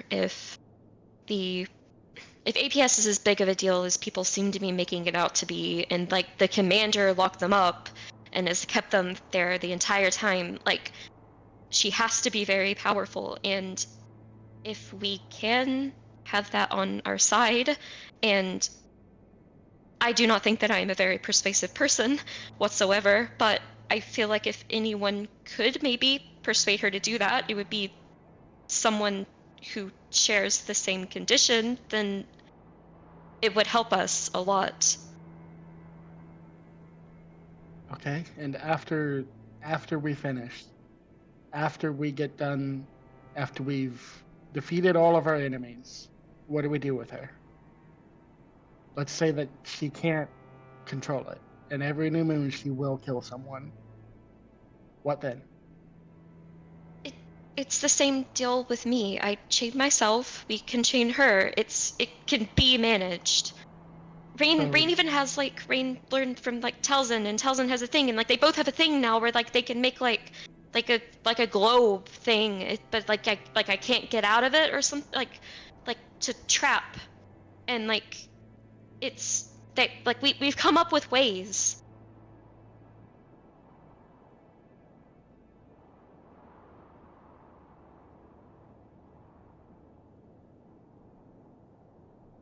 Slut's kind of like leans back. This is okay, fine. I mean, I'm already here by contract, in for a penny, in for a pound.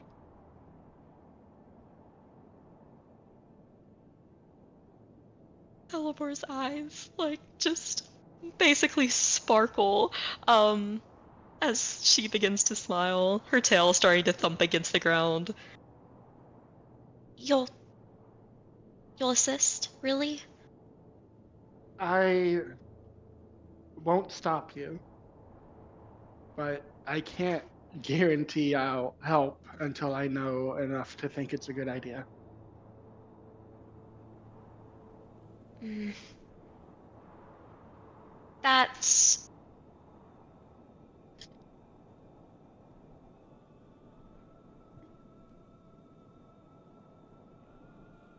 I'm sure once you like see it'll be fine. You'll understand. You'll understand. You don't seem like someone who supports unlawful imprisonment and abuse of someone for no reason. So yeah, it'll be fine. It'll be fine. Um I'm sure you'll help when the time is right, like in an adventure novel or something. Sure.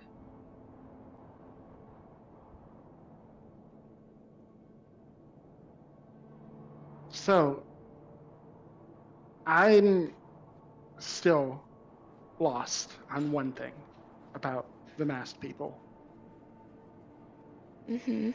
They kept a lot of people down there. Not all of them wanted to stay.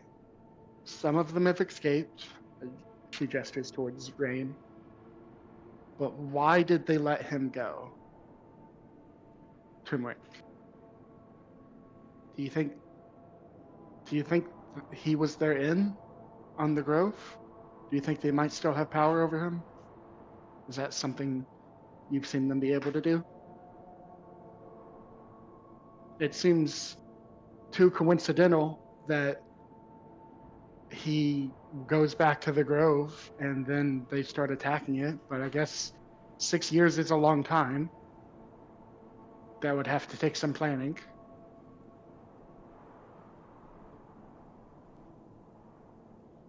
I mean, that's half my life. She kind of like cringes as like a thought occurs to her, but then she suddenly like perks up. Wait, half your life? Oh, goblins are they don't live long, do they? I'm not sure. I mean, Michael. seems long enough to me, but no, all of you live a lot longer.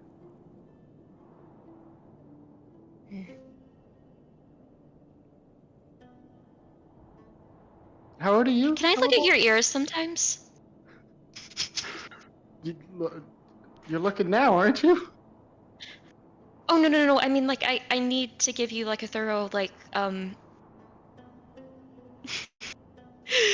she you feel like she's probably like posed this to animals before and has done like a sneaky little air quotations around medical examination, but she's like shit like Klutz might not think this is funny. It kind of like makes herself stop. A legitimate and degree certified medical examination. Degree certified is crazy. I will say there is a moment of clear, like, distrust at the word examination. And it cleanses of my ears. I mean, your ears and like your like entire like body structure. Like that's No, always what I. Oh. no, I'm sorry. That's pretty personal. Hmm.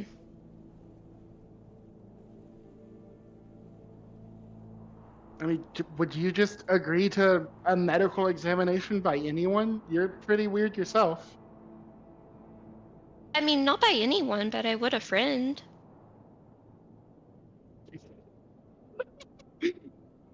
You would just let a friend examine your body? Yeah, that's what all the animals let me do. I mean, I have to make note of them. I have to know their entire like biology because that's what druids do. You have to know things about things that are organic and living. My knowledge of goblins is not as complete as I would like it to be. Well, I'm sorry, but you'll have to find a different goblin. That's my fucking girl. Stand your ground.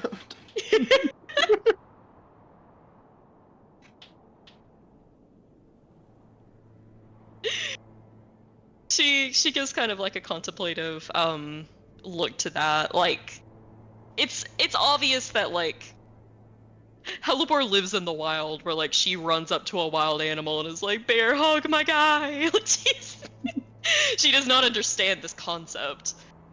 DM, I'm gonna message you a question real quick. Um Okay. but she'll just kind of tilt her head. Oh yeah, you asked me a question. I'm 90.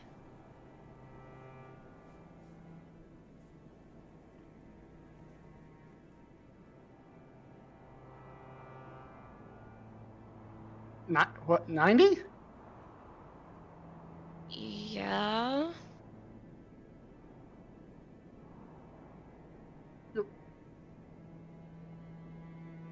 Well, I mean, I'm, a half elf, so, like they live a really long time, so that's probably why.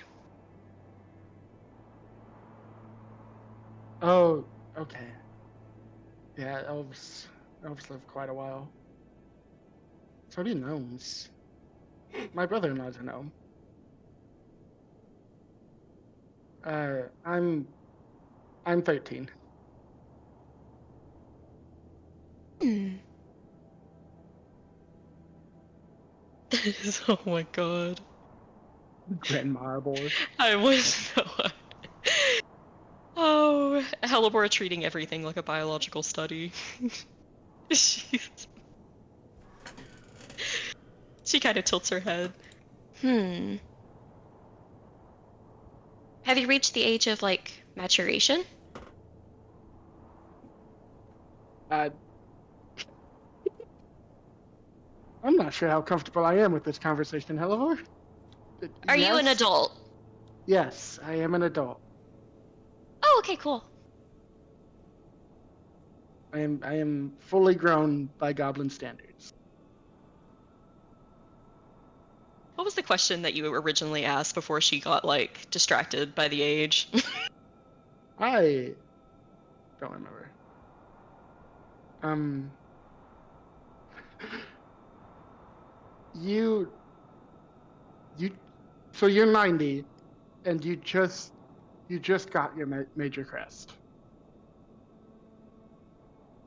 um, yeah, I mean, I didn't like I kind of just existed for a long time. I didn't really like I didn't have to fight or anything before until a few months ago when the crest hunt started existing for me. So I I mean, it was stupid. I should have been actually doing things this entire time, but I kind of just That's I don't get.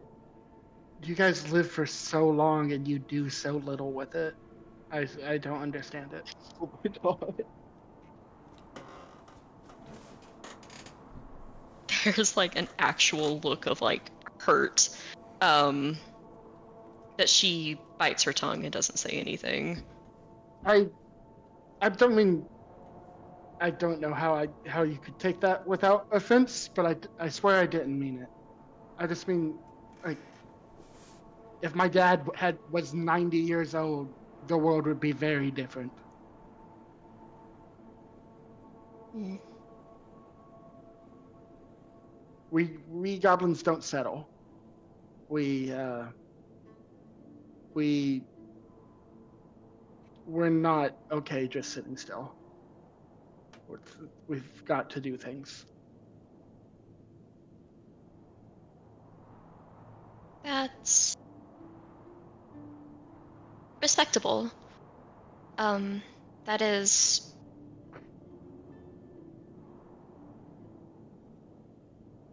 given how I know the world to be now, that is the way it should be, really. I Klutz looks around to make sure the others are busy before not leaning in, but clearly this is something that she is keeping some sort of secret. I uh I got mine when I was 4.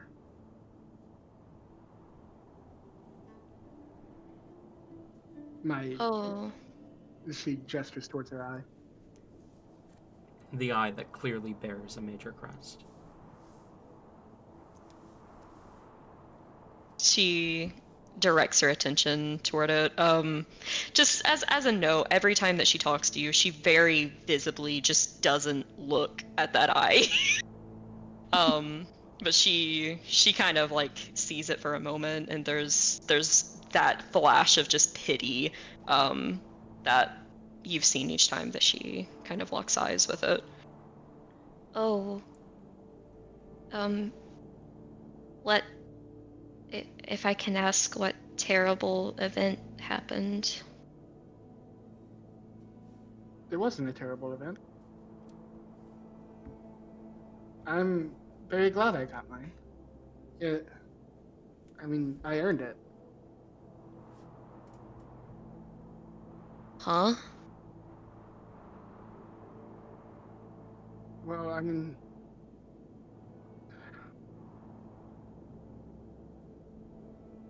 I was stranded in the desert, and it didn't seem good for a while, but I survived.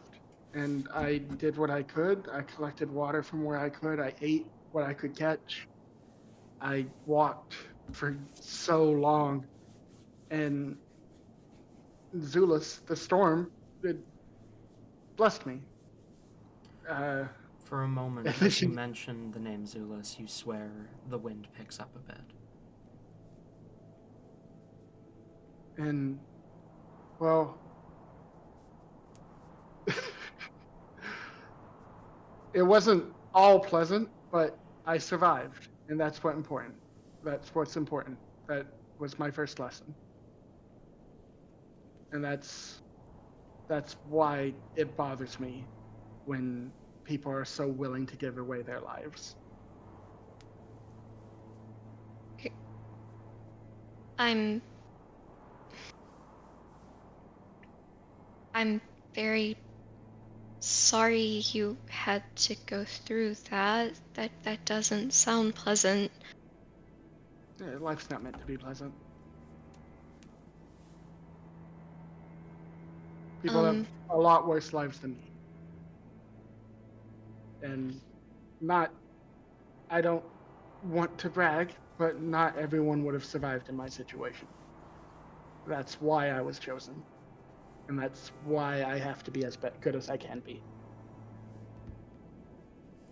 I, I don't get it. So I don't really know much about this anyways. Is it just like someone like who um has a crest just goes through something really bad and then it's like a badge of honor and it's like, oh hey, like I did this, I suffered a lot? Well, not exactly. I mean, some people get theirs a lot easier than us, but I earned mine. I don't know how other people got it. You earned yours. Maybe some gods give theirs a lot more freely, but apparently ours don't.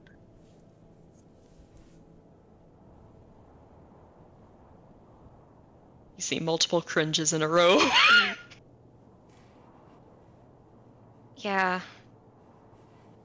Um, does is there any, is it just a status symbol? Like I don't like, is it just a badge? No, I mean, there's power in it. I can do things that I couldn't do before. Lightning barely affects me anymore. Uh, I'm sure there's things you can do now that you couldn't before. Klutz, if you would like, you can roll a either history or religion check to see if you can remember stories about what the Major Crest of D-Ray does. No, 11. Okay. I mean, it's definitely going to be a stronger power than the regular Crest of D-Ray, but you're not sure of the specifics. Probably something nature related.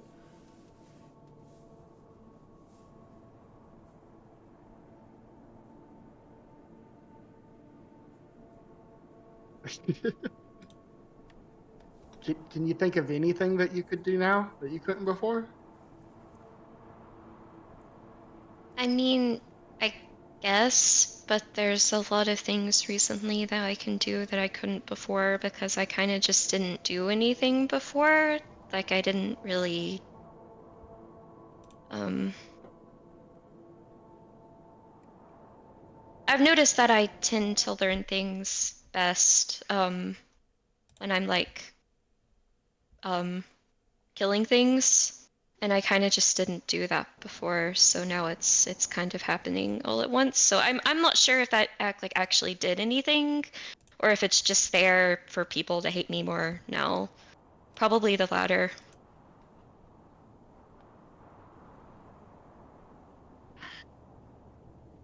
Why? I mean, I guess the Crest Hunt would have an easier time finding you now, but trust me, they're outliers. No one else is gonna hate you for having.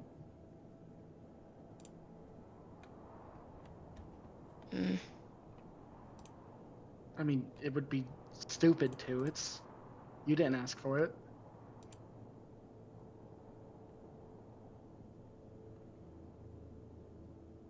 It's common of people to hate others for things that they didn't ask for. But I agree That that it is stupid. Um, Cuts, you wouldn't happen to know, is there any way to get rid of a crest, like a magic go away spell? I would be very interested if so. well, if there was, I could help Turmeric a lot more. There's no, it's in your blood. I mean, the only way I could think of would just be get rid of your blood entirely.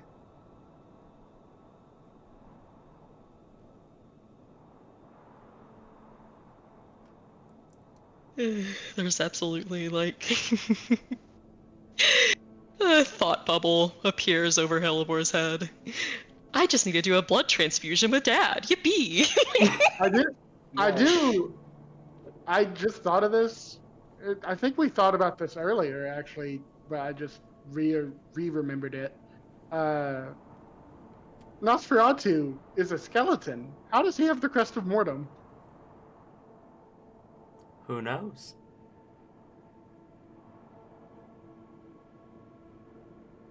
Well, in any case, it stands to reason that Helibor would find some hole in that logic because she knows that Nosferatu is a skeleton. Yeah, that's kind of true. Um, But it's also the crest of Mortem. So, maybe Dad's crest, Dad's super awesome cool crest is just special. oh my god, you're so fucking right. Yeah, Dad's super awesome cool crest is probably just special. Oh my god. Like Helibor starts to think about anything for a moment, and then it's just a slam of like, Dad, cool, stop thinking. I'm not gonna question it if Dad's involved. My god, that It's is my, the it's my entirety dad. of It Helibor. has to be good. Oh my fucking god. Because my dad can do no wrong. Okay, Talon, all I'm saying is like when I be taking a level in Cleric of Mortem. Death Domain Cleric. Or Life. I could honestly see Life Domain working just as well. Oh my god. Anyways, I remember what she was actually gonna say that's important. Go ahead. She she kind of like jumps to remembering this. Oh wait. Important thing that I forgot. Oh, okay, so like she'll lean back in. You mentioned like a good idea, or well, not a good idea, well, a good theory, that they, sent the druid back here, and that's like concerning and stuff. So his thing is that like he's like burning and stuff, right? And he seems super volatile.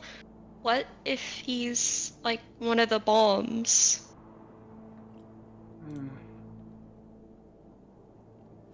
Finally, someone put it together. I wanted to say that, but I didn't think it was Towson's place too.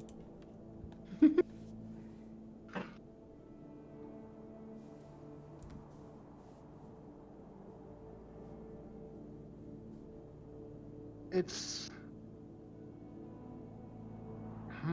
That puts us in a tough spot. It's too dangerous to tell him that, but it's also too dangerous to bring him with us, if that's the case.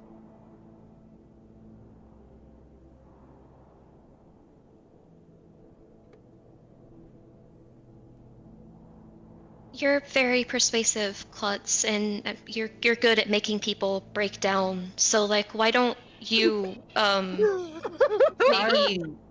I'm really not, but okay. I don't want this reputation that I'm good at causing breakdowns. You're really good at making me break down in front of you. Keep that up, champ.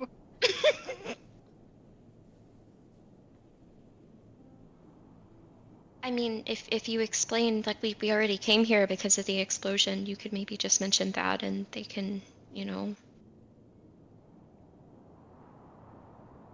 Okay, I'll find a way to tell them. Thank you for your honesty, and don't.